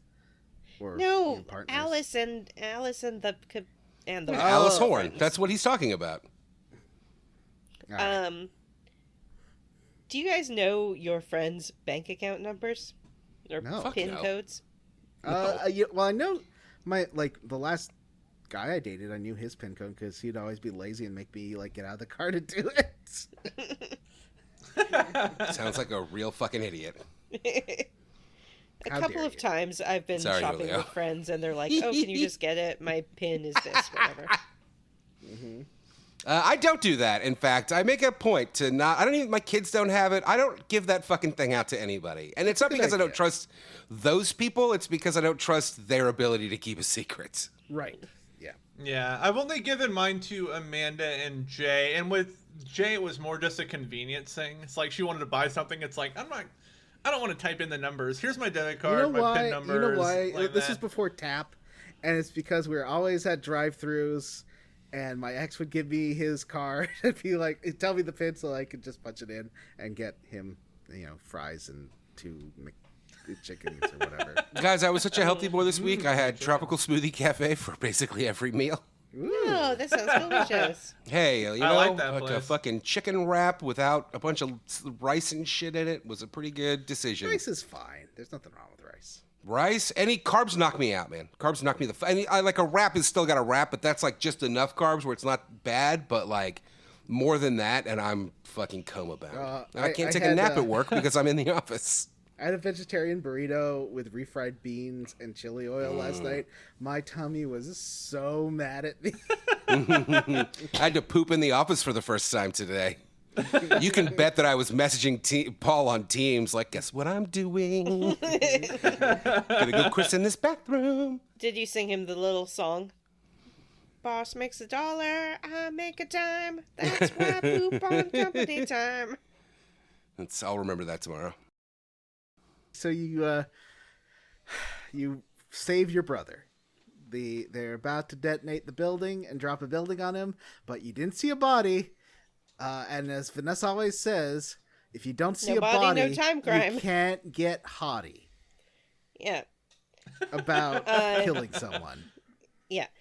I What you refuse saw to allow that to before- be a Vanessa says thing. That's what everybody says. It's a well-known thing. Yeah, what everybody says is if you don't see a body, you can't get haughty. Mm-hmm. Exactly. Yeah, so from our past perspective, we saw the building collapse and assumed that it landed on Will. Little baby brother's head. Sorry, older brother's head. I always get so confused because I want to call him Charlie because that's his Lost character name. Charlie? But Charlie is the IT guy. The he was in baby Lost? Charlie. He was in Lost. Yeah, he was a not Penny's boat dude. Yeah. He was always talking to Claire about her stupid baby. Yeah. I didn't watch Lost.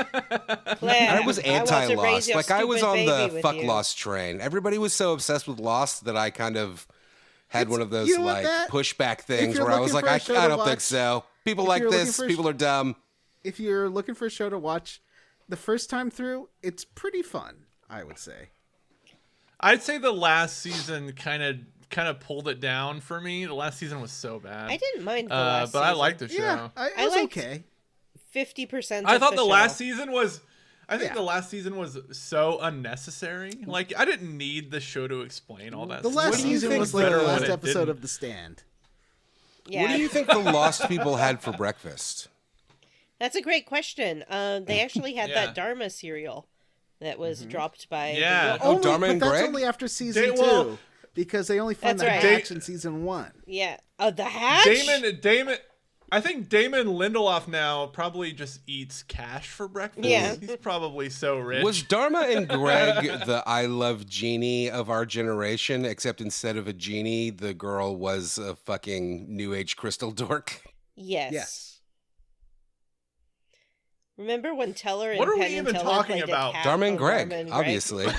what the fuck are we Do you talking remember about? Ryan Reynolds' first major role in Two Guys, a Girl, and a Pizza Place? Yes. Oh, I do remember so that. The What do you think he had rescue for your brother, breakfast? And then he's Pizza? like, "Oh, you're from the future. I can tell because you're so dirty."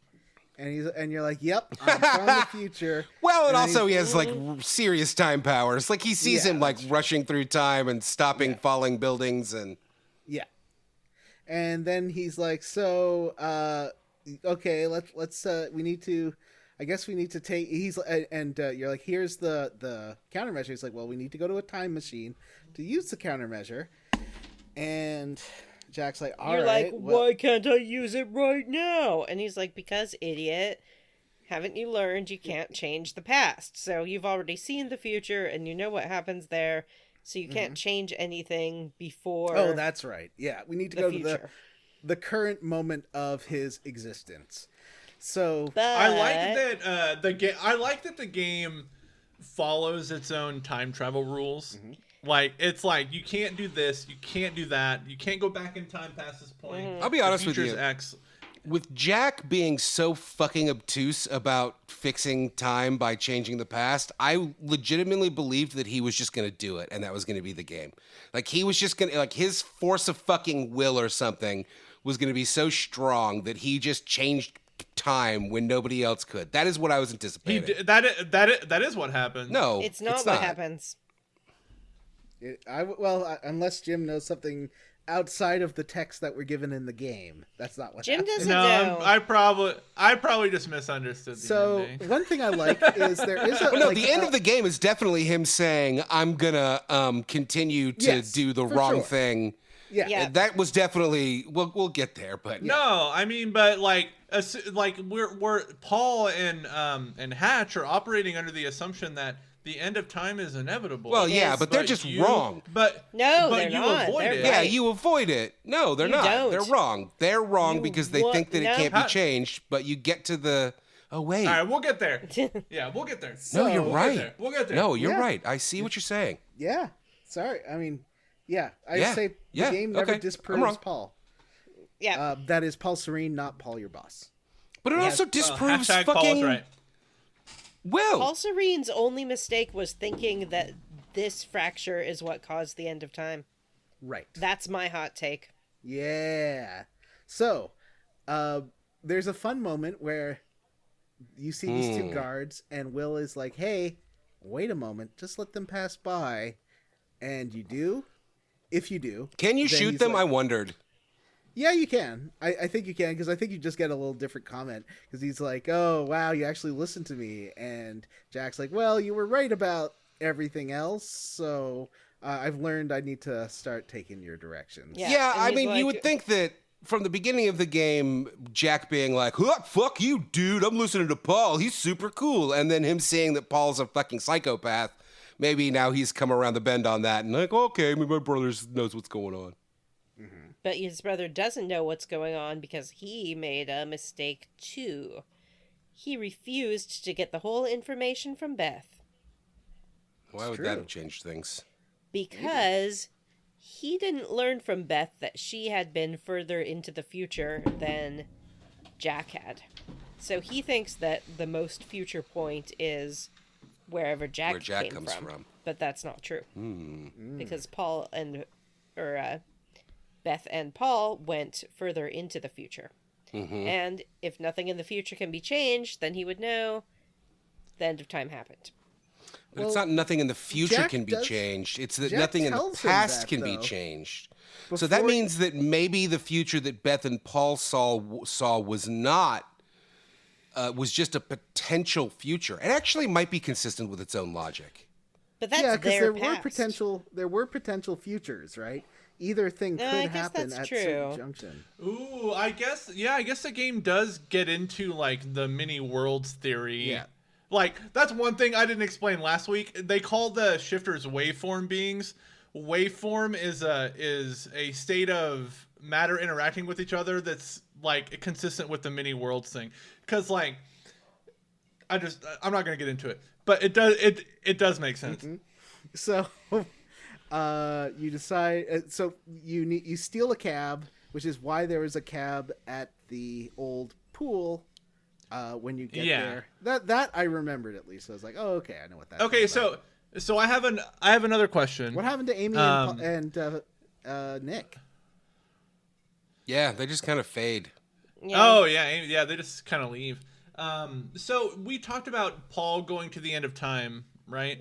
How long is he there? Years. Because is it years? I thought it was like days or weeks, but is it? Because like it's stated that he goes to the end of time and he's there until he can figure out how to make the time machine work to bring him back, and it talks about him living there and constantly avoiding shifters because shifters are attracted to Chronon Active people. I'm like, how long was he there? And was he there long enough to establish when all that was happening? I don't know, Well, but also Beth was there too, and she was trying to Beth hunt him arrived down there. and kill him. Did she arrive there at the same time? Yeah, I he think did? so. Yeah, because he Okay. comes there's out no and more he time. says, he Yeah. says at one point that when, like, as soon as he pops out, somebody starts shooting at him, and that's Beth. Oh, that is so cool. That is so cool. Guys, that is so cool. I like that. They have to arrive at the same time because once you're at the end of time, all time is the same. Oh, yeah, there's So, no other place yeah, to go. we don't know how yeah. long he was there because it could have been. It Oh, wasn't maybe any time. Yeah, it doesn't. Yeah, there's nothing to be. There's no time length to be measured, Exactly. right? Because time. Oh, well, that is. You know what? Thumbs up. I like that. So, you get back there, and I think here Jack does tell Will about how Paul was doing what he thought was right because he saw the future. I believe that's what they're talking about when they're walking into the building. And Right. you kick down some doors, and the time machine's still there, and they're like, okay, we got to go back to 26 or like a couple of days in the future. So Why wouldn't the time machine be there? Like, this is right after the beginning of the game. We know the time machine's it's still true, there. We go Yeah. there like a couple days later, like a day later. Also, I love it when you first get into the pool. Your brother locks the door from the inside, which is the whole reason why you have to do all the platforming earlier in the game to get in through the upper story. I thought that was a nice callback. That's Here was fun. my So- question. You show up in a taxi, and I get that ties into the beginning of the game, but where the fuck did they get that taxi? They stole it Stole from it. the parking lot. The big yellow taxi took my girl away. Is that how the song? I thought it Guys- was about you you guys pay remember parking that lot and put up a paradise. Ooh. That's nothing to do with the taxi. That's the other part. That song is called Big Yellow Taxi. What do you guys think that taxi had for breakfast? That's a good question. So Asphalt. we like does the taxi Gasoline, from obviously, Jim. Roger That's what Rabbit taxis eat. It has teeth and a tongue. It's like Yeah, it I eats don't ass. think that tunes have to eat. well, they eat But- gas and what do they eat in the Cars movie? Pies left on windowsills that they float up to. Yeah, you're right. So, we go to Vanessa. If tunes don't have to eat, why was Tiny Tim starving in A Christmas Carol? He was acting. Remember when they're cutting the little bean into tiny translucent slices? Oh my god, what is that from? That's The from Christmas Carol, Mickey Mouse Christmas No, Carol. but Jim is thinking Oh, of Mickey Mouse Christmas. Oh no, I was Jim's thinking Muppet of the. Christmas Is it Carol. is it the Jack and the Giant? the Mickey's Prince and Jack the Pauper. No, Yeah. Prince and the Pauper when they like have the bean and they slice it so thin. Oh, I thought that was. Oh, that's right. I Oh, thought my that gosh. was in the Mickey's Christmas Carol. Maybe it's been used more than once. I think it is. I think it is a Mickey. Yeah. That was one of Jalen's favorite movies when she was like It's 3 great. and 4 years old. Was Mickey Christmas? I like That was Goofy that was her favorite. dead Goofy's ghost. Yeah, I thought it was morbid. I was like, Goofy's dead. Yeah. That's on my list of cartoons I make the kids watch every year, along with Rudolph. Oh, me too, And for Frosty. sure. and Jim- Elf. I which always isn't a make cartoon, Jalen but watch, basically is. But because it's one of the best holiday movies ever, A Muppet Christmas Carol. It is My really mom good. still makes me watch How the Grinch banger. Stole Christmas with her. Aw. It's sweet. The original animated one or the Yeah. Jim Carrey Good monstrosity? The Lord. Jim Carrey one. You know, for millennials, Jim Jim Carrey's Jim Grinch is a Carrey. monstrosity. For Gen Z, Jim Carrey's Grinch is a goddamn delight that they love. I've Did I seen tell that you movie how so mad many Teddy fucking got times. at me when I said Shrek was terrible? I mean, I'm sorry that you think that, but you're wrong. Okay, fucking like I bad get that it's extremely dated, but It's a like bad movie. it's I a saw pretty it. good It has movie. a fucking Matrix Yes. reference in And it was like It's 2 years later. 2000 and late. Yeah. I mean, Anyway. one Matt- bad reference does not ruin an It excellent was also movie. boring. Anyway, Matt, this so, Matt, this Christmas, can you please send Paul like a video of you going to Paul, the founder of the feast? God bless us, everyone. That's a good idea. Mr. Paul, do I have to work on Christmas? But it's Christmas Day, Paul. all right, This so is the most Paul referenced episode ever, and not a single one of our listeners knows who that is or cares. do you think? Fucking what Paul about the doesn't time even that, listen to that the the guy podcast. Oh, wasn't God, Paul?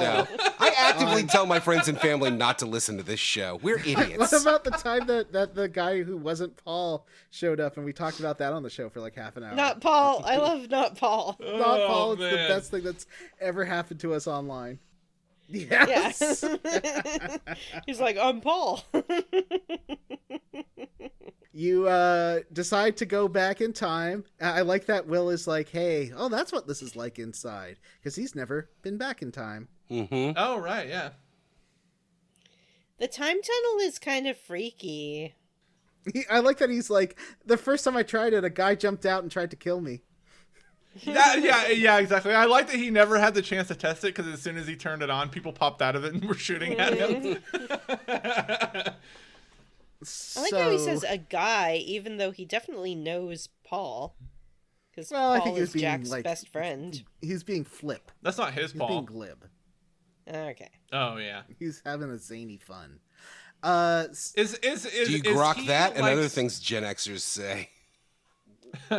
Is he supposed to be like? Is Will supposed to be on the spectrum? Yeah, I think so. I don't think I Okay. I didn't take it that way. I thought he was just traumatized from I thought he was just kind of idiosyncratic, but Well, well, he- you know, he's certainly a idiosyncratic, like lack of social skills kind of person. So you know, you can yeah, take it how that's you true. want.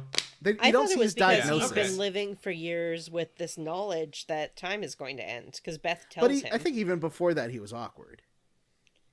Well, yeah, I think it has something. I think Yeah. it's. I mean, they kind of explain it in that when their parents died, Jack and Will kind of went separate ways. That's true. Yeah, yeah. But he loves Jack so much. Remember when you find his like board, and it's all about Oh, I love time. it. He's like, I forgot his birthday. I Yeah. need to tell him sorry for forgetting his birthday. I need to remember his birthday. I love how Jack-centric that whole thing was. It was actually really sweet. And he has like Jack's childhood toys and things like that in his. He does. He lab. has all their stuff from their childhood home in that room in the So pool. what do you call that giraffe? Giraffe. So you go back in time. You see the ghost of Beth for a second, and a few other ghosts of people going through that time machine. It's pretty busy. Yeah, I feel like every time you go through a time machine, there's more ghosts in it. Yeah. Yeah. Yeah. And then you get out, and there's a stutter. Will's caught mid-sentence, and Paul Serene is there, and he's glowing with Whoa. the Hold final on. boss field. This changes time. Hold on. Let me back up a little bit. So you step out of the time machine. There's a stutter. The way to move the game forward is to touch your brother like you're gonna like unfreeze him. And what you hear is Paul say, "Forget about Will." I heard the words "forget about Will" 15 fucking times because I kept dying here. I heard that so many goddamn It only times. took I me was like, about but you five fucking tries forgot. because, it's only took me about 5 tries, but after the 3rd try, I Googled it. I was like, I'm not doing Yeah, this. me too. I don't No, know, I don't know I what's knew how to fucking do happening. it. I knew how to do it. I just kept dying. I would like jump at the wrong time, or I'd let one of those grenades explode me, or like I would get killed by the sphere thing because I ran the wrong direction. Like I died. I never got killed by times. the sphere, but I did get killed by the time grenade. Because so basically, I mean, Paul my first 3 deaths, Yeah. I did not understand why I was dying, and it was the most frustrating thing because this boss fight fucking blows at It sucks. telegraphing It does suck. what is fucking happening. It does feel Sucks like you're just real insta bad. dying. It took me 4 Yeah. times to play this boss fight before I decided to watch the ending scene on the internet. I was like, no, thank you. and the ending's like 3 minutes long. It took me far longer Yeah, to complete not the boss worth fight it. than watch the ending. And it's So we totally fight- linear. It has nothing to do with the choices you made in the past No, it episodes. doesn't. We fight Paul Marine here, and it's bullshit. You get waves of enemies, and in between that, all right. So let's talk about what it really is, which is that Paul is throwing like time grenades at you, and if you're inside the dome of the grenade, you die. You can't. There's no visible indicator other than things turn kind of red. It's not like there's an explosion, so you don't know what the fuck is happening. Yeah. And then on top of that, after you clear all the enemies, if you avoid all of his little time grenades, then he does like a nuclear explosion that takes up basically half of the level, and you have to go hide from it behind a pillar or just get far enough away. And again, this is not a visible thing. Like And there's it's not something that some we've red encountered to before. there. Yeah, No. you've never seen anything like it. There is some red lighting to indicate what's going on, but it's not enough for you to understand what's happening. And then the worst part is that Paul is teleporting between a couple of different points in the stage, but he's way up above you, standing on top of things, and the camera never points at him or in any way, shape, or form like explains to you or indicates to you or telegraphs to you where he is. So if you don't happen to look up, you're not going to know he's there. At least the It's- game doesn't do the Zelda rule of 3s. You only have to shoot Paul twice. Yeah, you only have to shoot him twice. Oh yeah, thank you. It was still enough for me that it only took me a few tries because I looked it up, but I was I died 3 times in a row and legitimately was just like, what the fuck is happening? I have zero idea why I'm dying or where I'm supposed to be. Like, where's Paul? I'm using the time vision thing. Like, he must be around here somewhere. Nope, can't see him because I'm not looking up. I never looked up I think the until he most- gets like weakened. I didn't know that he was moving around while you're fighting the other guys. I think the most satisfying part of this is understanding that this is the final boss of the game, and once his shield is down, he dies in like 4 shots. Yeah, Two, I I mean, think. he's not superhuman. He's a little baby. Yep. He's a baby. Except, of course, he doesn't die. Well, he does. This changes time, right? We fight Paul and we kill Let's talk him, about that. but this is What year we was this weaken supposed to him. be? 2016. 2016, right? Mm-hmm. But this isn't Paul from the future. This isn't 2021 Paul. Yeah, it is. Yeah, it is. Okay, so what is the latest time in this game? Is it? But this is other than the end of time. No, this is, it's like 2021, isn't But the it? beginning Yeah. of the game, like you said it, we leave the taxi there, and then earlier in the game, we come here and use the taxi. Let's say it's the next day. yeah, I think it's So like how do we 4 kill days. Paul here? So it's We don't like kill 4 days Paul. of 2016. Yeah, it's a really short period of time. Okay, but how do we kill Paul here? We don't kill Paul. Well, you do. Like he's like, all right, now he's weak, and then he does his super punch, which is pretty cool, and then Paul like. It is literally a Superman punch like you would see in fucking WWE. It's not Well, cool. It's it's definitely like It's what's like that director you the that makes punch Rebel where Moon? Doctor Strange. It's like the punch where Doctor Zack Strange Snyder. punched. Where like Spider-Man punched Peter Parker's soul out of his body Oh, wow. in that Spider-Man movie. It's kind of like that. Peter Parker, Superman. What? Do you mean when? Yeah, in Do you mean no, in in Endgame the when last- the Sorcerer no, Supreme? the last Spider-Man movie when he goes to Doctor Strange to change time, and then he's running from Doctor Strange and has the thing, and Doctor Strange right. punches him and gives him like Yeah, an I know what you're out-of-body talking about. experience. Yeah, just like the ancient his one soul did comes with the out. Hulk. That was cool. Yeah, that's But what I was like thinking. that Paul Serene. But she seems doesn't to be punch him. She killed just like grabs him. by Yeah, she's just like, hitting his head on a pool tile. Like it was a very anticlimactic death that I liked a lot because it was just. But like, he's not dead there. He's well, not he dead looked at that dead. point. He looked. Yeah, he looks super dead, but then he gets up.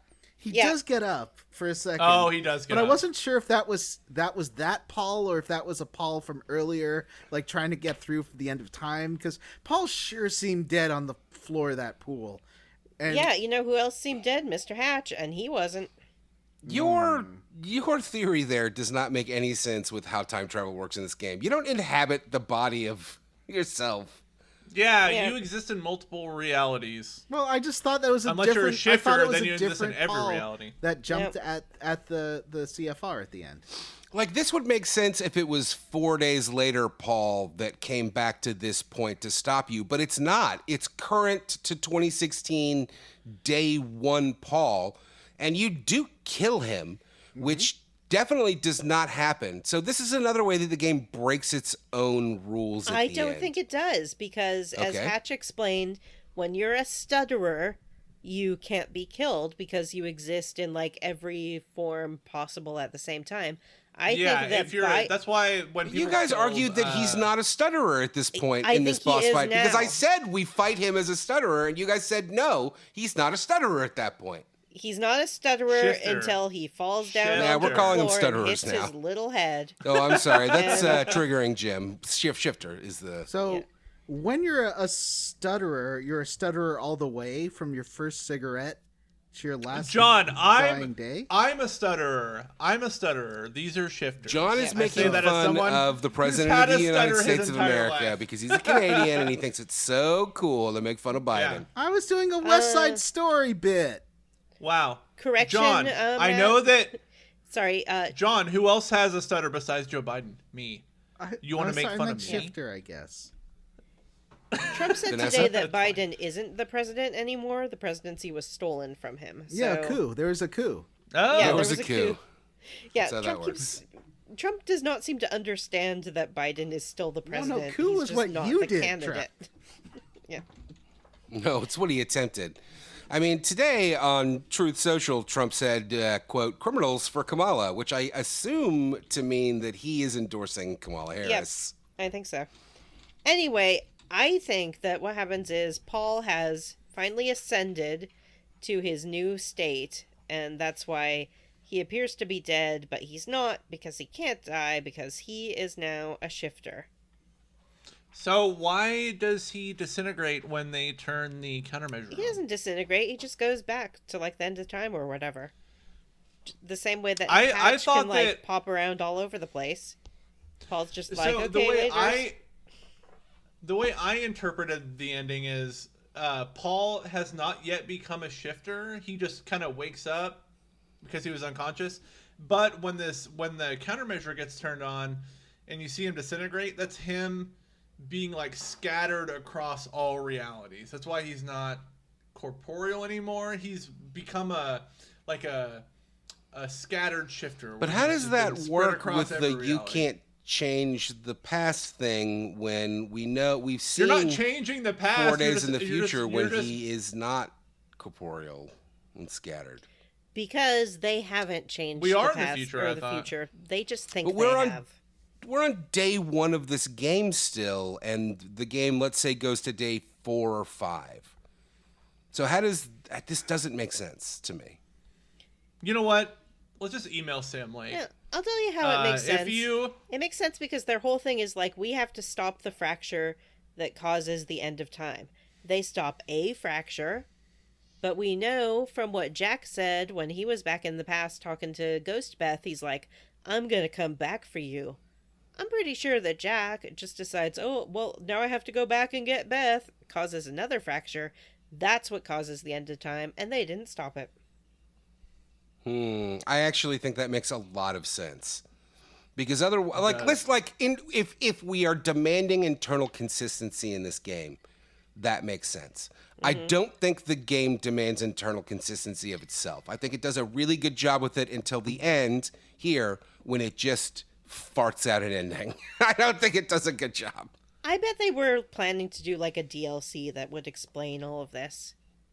I guess. I mean, we did get one. It was the Alan Wake 2 DLC. You know what this game needs? They did video game, they did TV show. Give me a tie-in novel. I would read the fuck out of a Quantum Break tie-in novel. As long as it's written by Sam Lake and not like Meredith or Mercedes Lackey or something. Mercedes Lackey is an excellent writer. Yeah, how dare you? I know, but I don't want someone outside trying to come in and then make their own shit up. That's what you know who famously wrote. Respect the canon. You know who famously wrote better than the movie novelization? That's right, Patricia C. Reedy, author of Dealing with Dragons, who also wrote the adaptation of Episode 1, The Phantom Menace. Oh look, Mercedes Lackey does some great genre fiction. But I just think, I don't know, I want. How dare you qualify it as genre fiction, sir? What? It's all fiction. Good. She's good. I'm not saying she's not good. I just don't want someone else out. I think that if they do if you do a novelization, it should be someone who's, part of the original team. That's my hot take. Maybe I'm wrong. That's okay. I'm wrong. Literally all the time. Figuratively. Anyway, and literally, Jack and Will think that they've stopped to the end of time. I believe you mean Jack and Diane. Mm-hmm. Yeah, that's what I meant. Jack and William. Jack finally gets totally chrononed, just like Paul did, at the first use of the whatever it's called, failsafe. He becomes a stutterer. Yeah, I guess probably Will does too, though maybe not right away. Because he hasn't been as exposed as Jack was.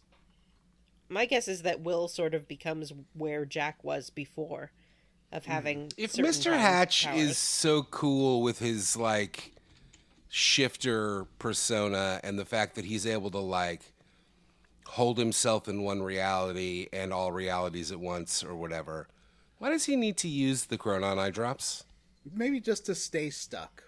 To help stay. Yeah, because he can only sustain himself permanently if he's inside a stutter. If he's not, he has to inject himself with chronon particles to be able to be fluid. Yeah, and I think that where Paul has gone is essentially what Hatch went through before, where he was saying that he was everywhere at the same time and couldn't control where he was. All at once. Yeah, I like the idea that just being a shifter, trying to comprehend all realities at the same time just drives you insane instantly. Yeah. That's a real kind of cosmic horror trope. But speaking of Lovecraft, that they bring into this to make it just a little, make things a little bit more dangerous as far as time travel goes. I think that's super cool. So we get the end credits.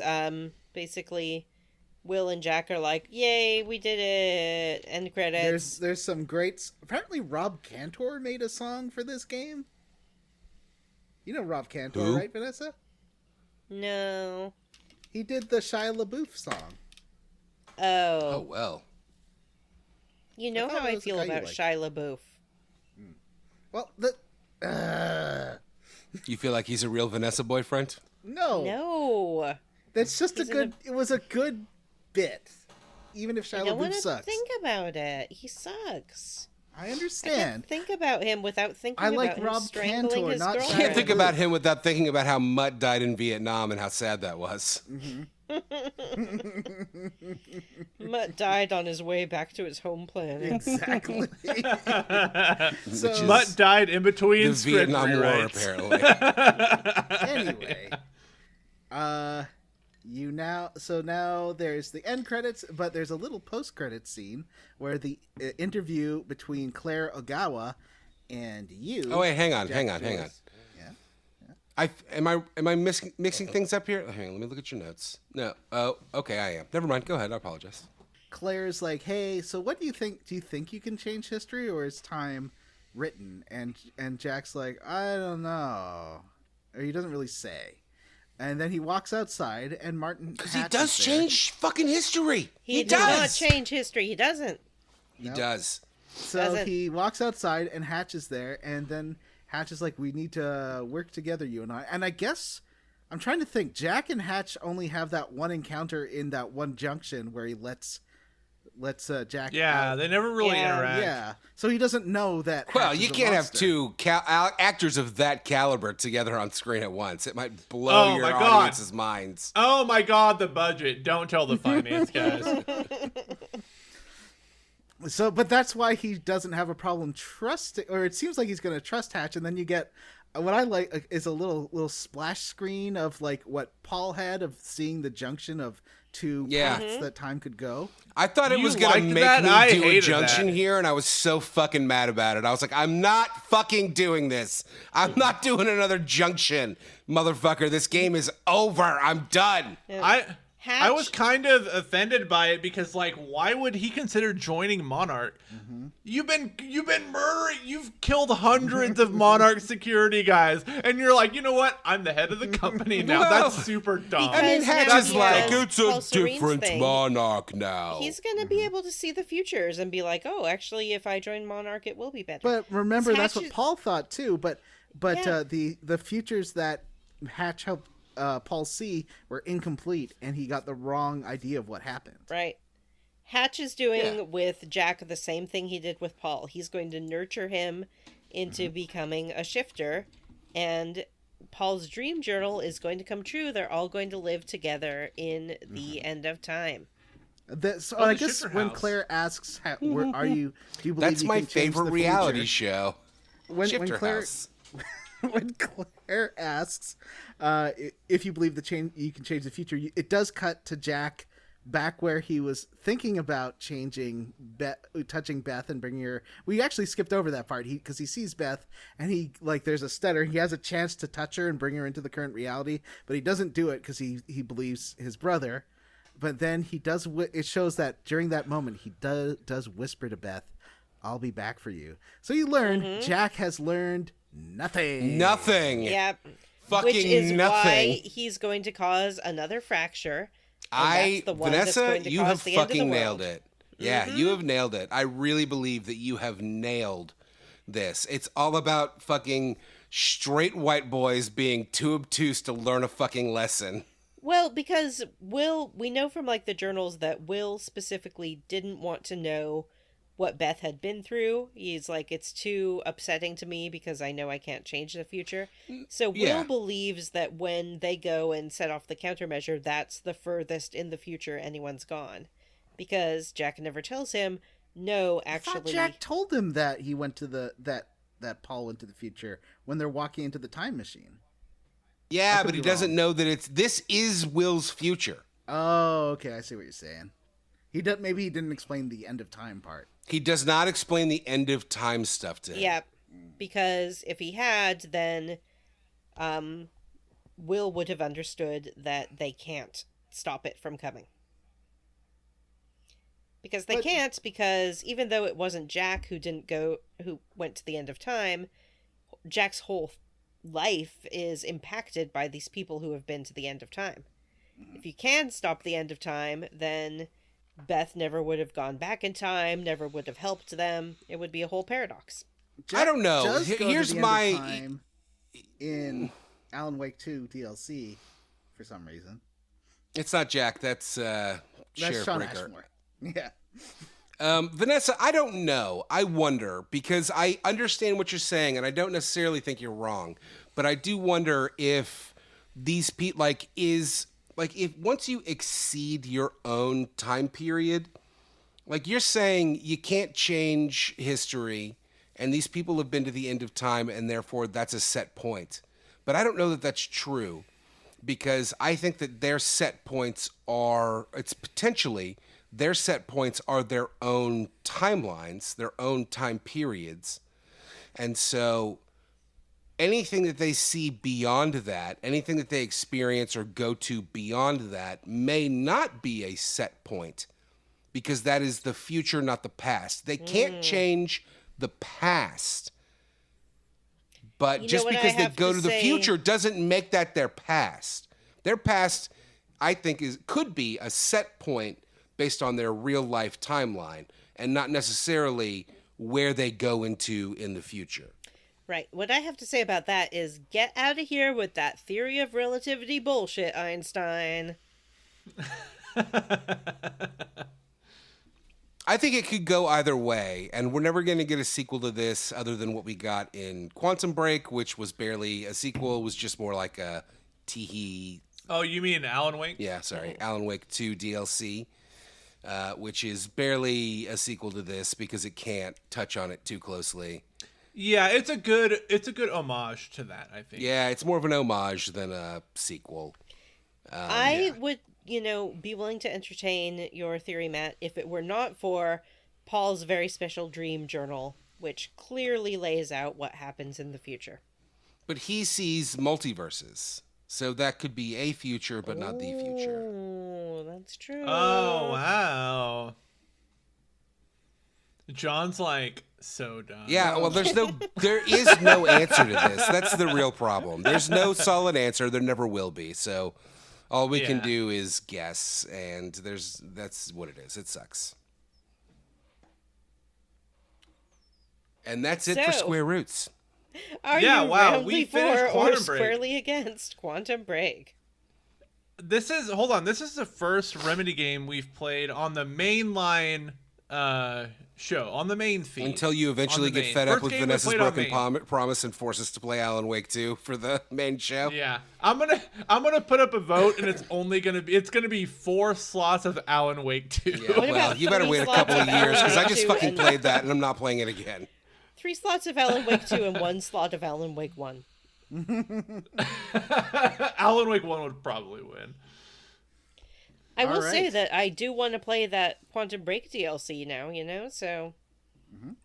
But it doesn't make sense if you don't play Alan Wake 2. Yeah, I will play Alan Wake 2.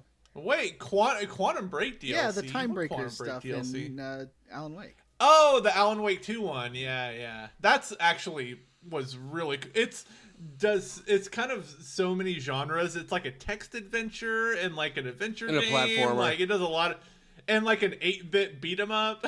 It's so awesome. I feel like I want to play Alan Wake 1 before I play Alan Wake 2, though. Alan Wake 1 is more dated than... I did not play Alan Wake 1, and I was able to figure out Alan Wake 2 just fine. Okay. And I'm dumb. So. I guess I've seen Jim play it, or like some of it on stream, so I'm not totally... You kind of get all the Alan Wake 1 lore you need from Alan Wake 2. Okay. And you've played Control, so you can fill in the gaps. I have played Anyways, Control. yeah.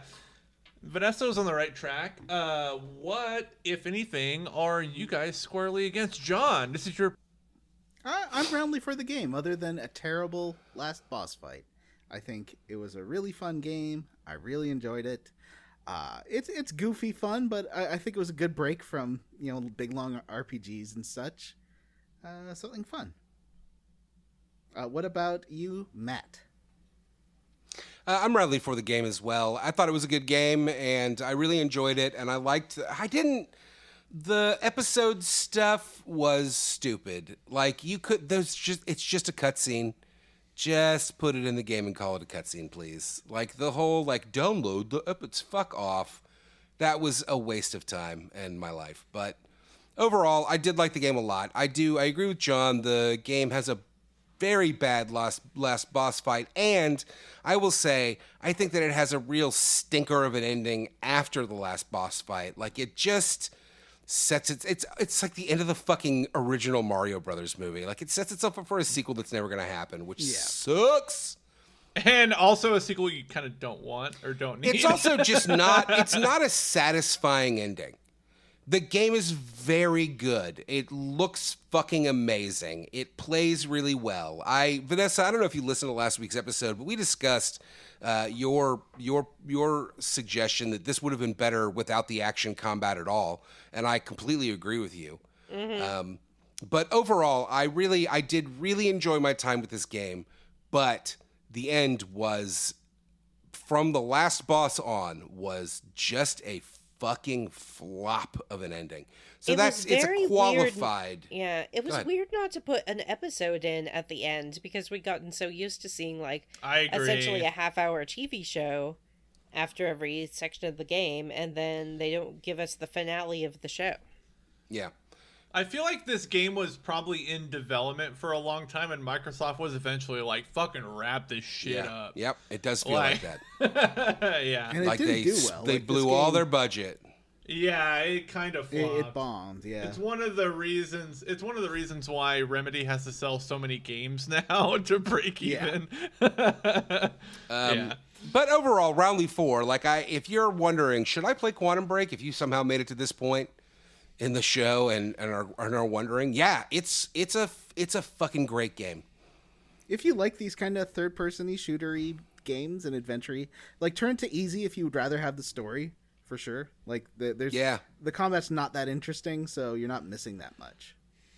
Honestly, it's a lot like how I felt about Alan Wake 2, which is that I thought the game was fucking amazing, and I could have done without 95% of the combat in the game. Yeah, Matt, that's a good point. I feel like Alan Wake 2 is the completed vision that they wanted. Like, if they could have given a complete development cycle, a complete narrative vision to Quantum Break, that's what Alan Wake 2 is.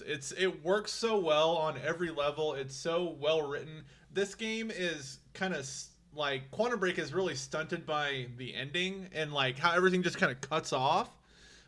Everything feels good up until the ending. I also think it's stunted by this adherence to this episode thing that is a mistake. It's not needed. It's interesting. Yeah. It's an interesting idea that is not necessary and I don't think really contributes to the game. I think it contributes to the narrative, but even then it's minimal. Some stuff contributes to the narrative. The Charlie stuff contributes to the narrative.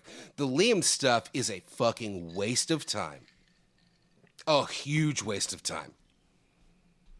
Anyway, but still, overall thumbs up. Vanessa, what about you? Are you roundly for or squarely against this game?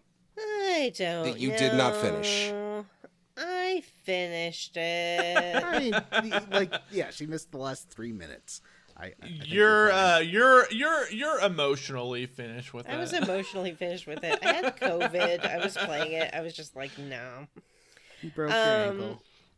I broke my ankle. Her ankle is healed. She does not get to use that as an excuse anymore. My ankle isn't healed until my follow-up appointment with my surgeon, which is not for another month. So, there.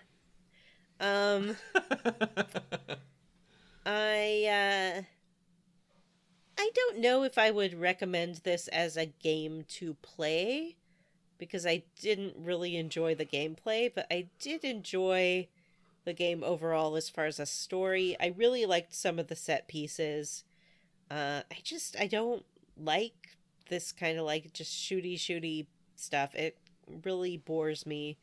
It doesn't engage me. I don't think that ultimately, the episodes didn't bother me because I like FMV to a certain extent, which this doesn't quite count as. Jim's waving. Does Jim have a comment? I have a question. Yeah.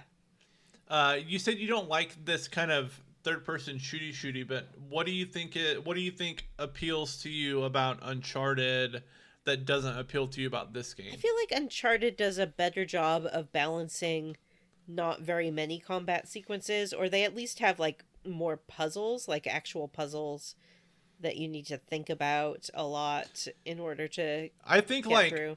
Yeah, I think for me, like, what makes Uncharted more satisfying is you have to kind of earn your way to the next, like, fight. Right. Like, you have to solve a cool environmental puzzle or climb a thing and learn something historically, and then you have to fight more things. This game, it's like fight thing to fight thing to fight thing. Well, and also Uncharted has an option for stealth combat. You can play it stealth, and I prefer stealth combat to run and gun. Yeah, that's what I said last episode. This game should have had a stealth mechanic where you could just freeze time and run past everybody 100%. If you wanted to. That's the whole point of time powers. Or do the thing where you freeze time and like take their guns away. Like, yeah, I would have loved that. So I think, or you could like plant evidence, like pitting the guards against each other. That would have been hilarious. They would have just killed each other. That would have been great. Or like freeze time and then push one next to the other one so they're kissing, and then when time unfreezes, they're like making out, and they're like, whoa. So, I think that I am ultimately roundly 4 because I like time travel stuff. I like what works. But I feel like this would be as satisfying as like just watching a let's play of it as playing it yourself if you're not into this kind of gameplay. I think it's more, what I liked about it was the story and the set pieces, and not the shooty wooty. And Johnny, I think, has needed to step away. So I don't know if he wants to say. All right. Johnny, are you roundly 4 or squarely against? Oh, sorry. Already went. Who hasn't gone then? Everybody go?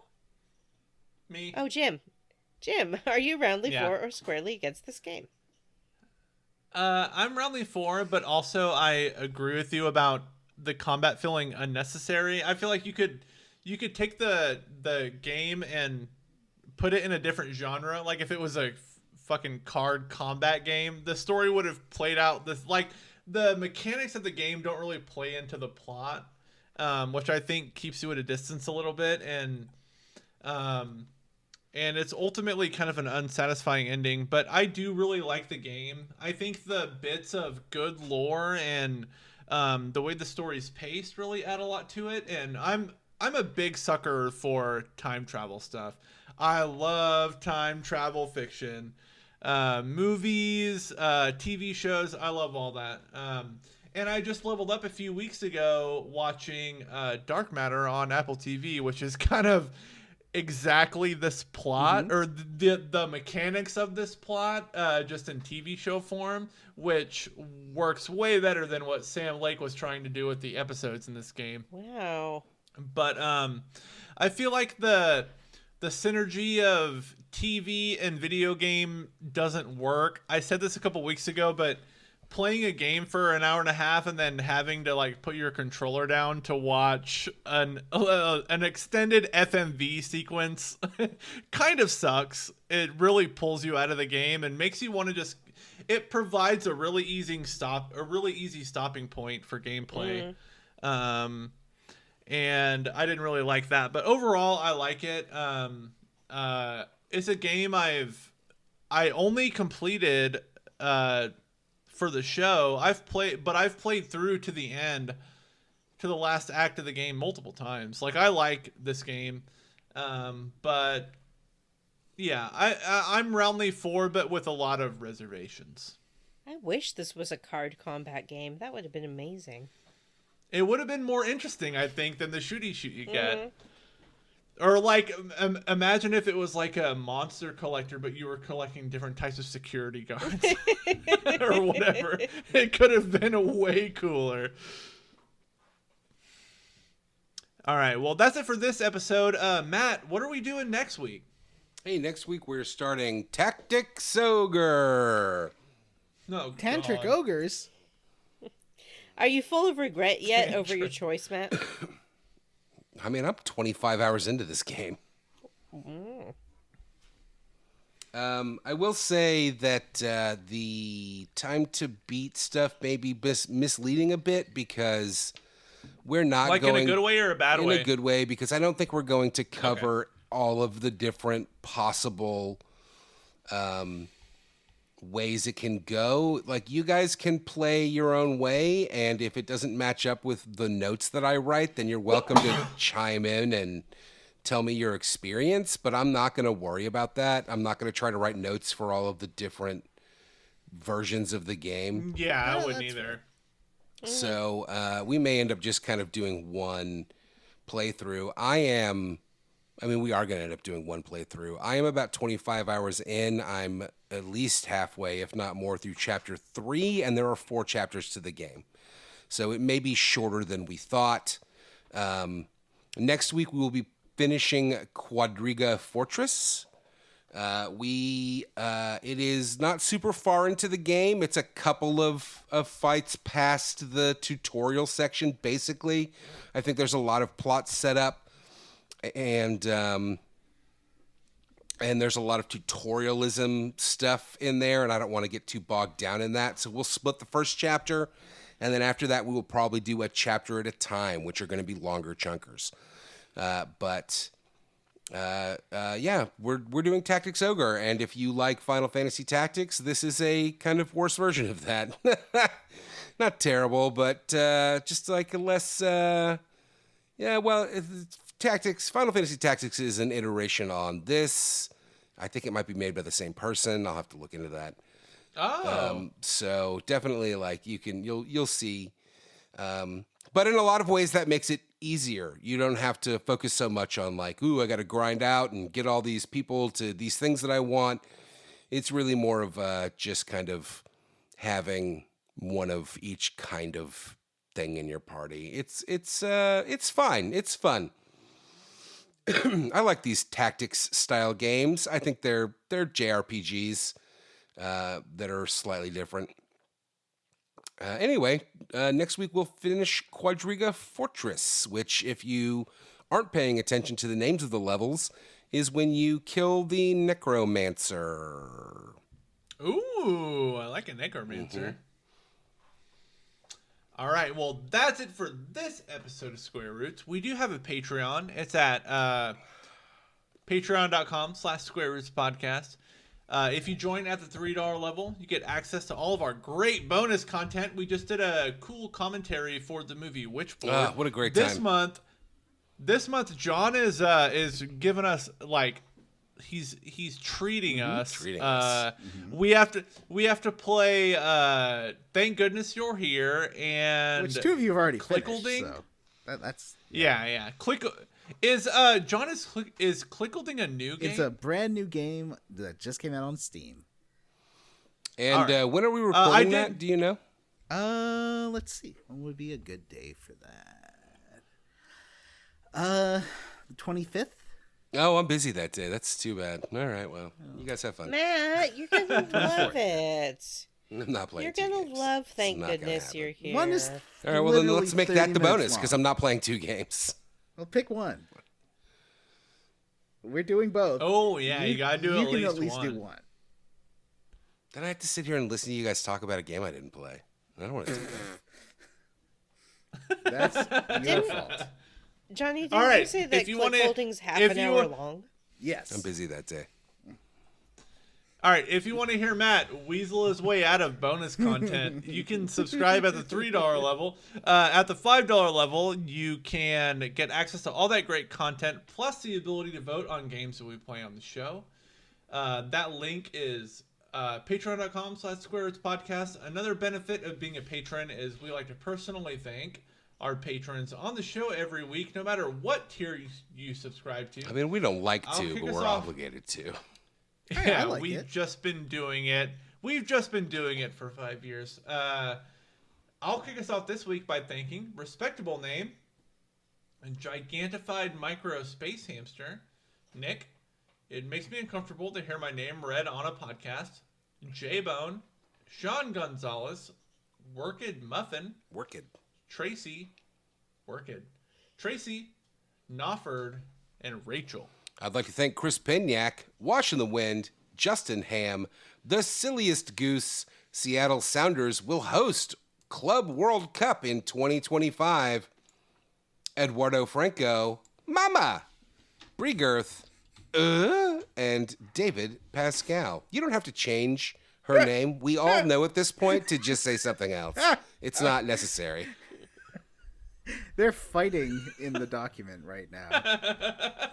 It's too late. I already said it, and I said Mama. No! Oh, I'm sorry. Let me rephrase that. Mommy milkers. Oh, no!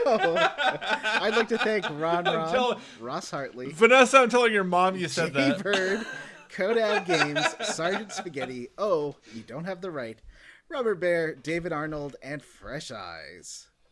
And I'd like to David thank Green. Anthony Lerma, Cameron Shoei, Tracy the Board Queen, Tom, Eric Garby, Ryan Schmidt, Mostly Rational Person, Ryan, Matt is Rye Fave, and Loafing Around. Don't say it wrong. Say it right. Oh, I'm sorry. There was a fleck of dirt on my screen. I thought it said Matt is Rye Fave. It actually says Matt is my fave. Aw. Makes me feel so nice. Aw. I'm somebody's favorite. All right. That's crazy. I'm the worst. That's it for this episode of Square Roots. If you'd like to have an email read on the air, you can email us at squarerootspodcast@gmail.com. Come join our Facebook group, the Square Roots Podcast Group, for SmartCool Very Attractive People. Or find us on Blue Sky at squarerootspod.bsky.social. Please rate, review, and subscribe on Apple Podcasts, Ghana, or wherever you listen to podcasts. Thanks to Stephen Morris for our theme. You can find Stephen on YouTube. Links in the show notes. Farts. All right, for Square Roots, I am Jim Banks. I'm fart to you, Zant. That's it. That's me. I'm Farty Fartin. Vanessa. Farts, Nessa. Bye. Bye.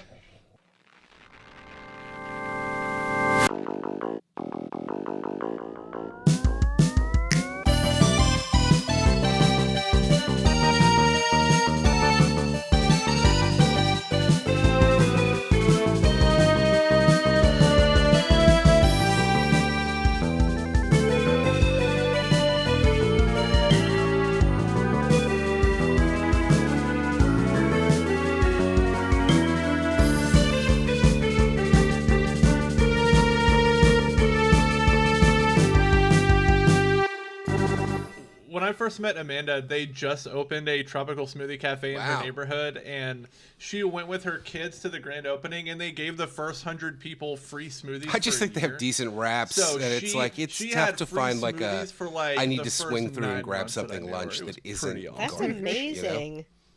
And I'm trying. I've been spent the because I'm doing so much new shit. I'm spent the week trying not to eat something that's gonna put me into a fucking food coma for lunch. Like I would love to go to McDonald's, but.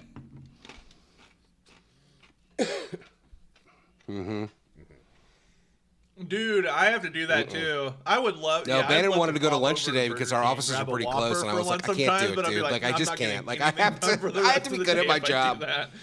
At least this week, I have to be good at my job.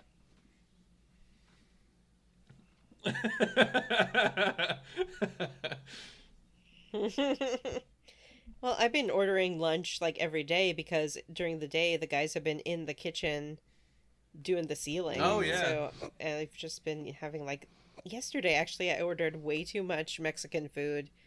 So I was ordering from like this place in the neighborhood and they had what I wanted, which was like the enchilada meal, and then I saw, oh, lunch enchilada meal, and it was $6 cheaper or something. And I'm like, is it Yeah. going to be too small? Because I want the dinner portion. That sounds And amazing. so I got a quesadilla too, and that came in. It was like the same portion. So I just ended up with like 2 full-size entrees. And guess what? I ate both of them. Then Yeah. I did that on. I Was had it maybe? no It was. I dinner think it was because Saturday. For I the went rest to of the day, I was Chipotle like, "Why?" I got a burrito, but I got it with no rice. But I Oh, got man. double chicken, which made it like weirdly like lumpy. But anyway, I ate the whole fucking thing and a bag of chips, and I did not eat for the rest of the day. That was fucking it. I was like, I'm so full of burrito, I'm never eating again.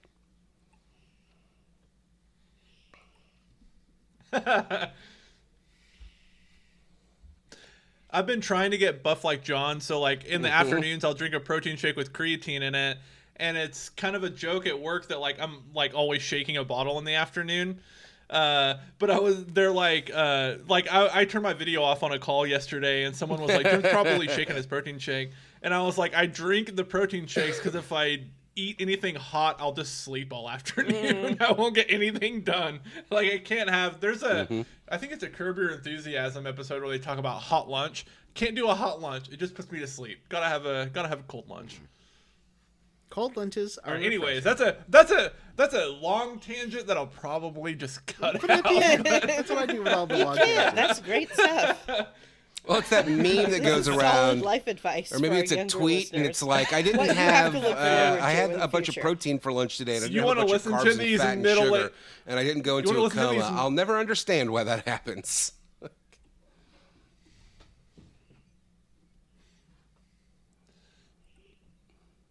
Yeah. I like. I mean, our when I bit work from this- home, I this just take a nap episode, on lunch, so I middle-aged don't have to worry millennials about talk it. about what they eat for lunch to avoid falling asleep. I've been trying to do. I do I've been trying find to that if have, I have a bigger like, lunch reasonable and a lighter breakfast, so I've been dinner, eating I get up Cheerios for the last easier couple the of next weeks. day. I got news for you, my fellow millennials. Yeah, I'm not me talking to too. you, John. I have news for you, my fellow millennials. Cheerios are a fucking great breakfast. I feel so good. Ooh. Wow.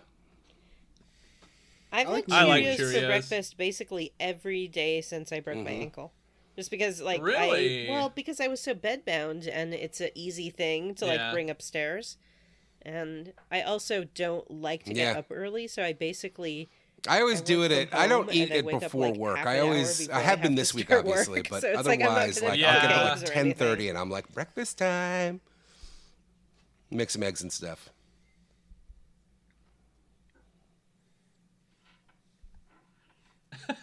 See, like I usually try to sleep in, but like I always drink. I like French press coffee, so I always put my coffee in a French press, which takes like 30 minutes to do, like a carafe of coffee. So It doesn't take 30 I always minutes. cook What are you talking about?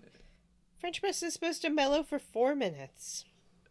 Well, it mellows for 4 minutes, but it takes a long time to like heat up the kettle. Oh. So like while the kettle's heating, I'll usually cook like 2 eggs for me and 2 eggs for Amanda.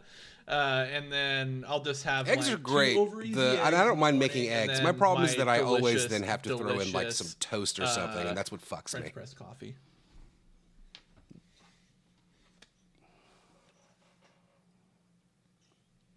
Yeah, tell him to read Dealing with Dragons like an I adult. can see that. I always like today for lunch. John's so bored. Today for lunch,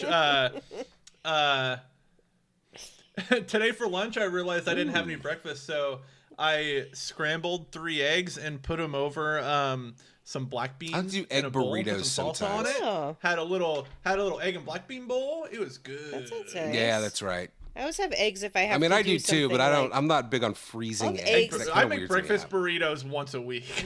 I fucking love Yeah. breakfast burritos. I only have eggs if I have to do something like super high capacity thinky in the morning. Okay. In school, if I had like an yeah. exam or something in the morning. I would have eggs. Chicken's good for brains. Yeah, Yeah. I did the same thing. Chicken for brains. All right, let's move on. John's getting out his Vita. What do you like to have for We breakfast, need John? to we need to re-engage John. Yeah. We're almost John's done. like, I eat my breakfast at 5 p.m. Oh, I made protein shake. It was good. I only used 2 bananas, which is better. I had it with 3 John, what's last your time. favorite protein shake flavor? Peanut butter and chocolate. Oh, see, I like mine to be fruity. I like fruity protein. I like sweet and savory. I'm a sweet and savory. I got a sweet tooth. Well, I like fruity because I do the greens powder, and the greens powder is always like fruity or berry flavored, so I throw it in with my protein. John, no. We'll get back to the game, I promise. All right, what were we talking about? What does Paul Serene eat for breakfast? That's what I want to know. So you go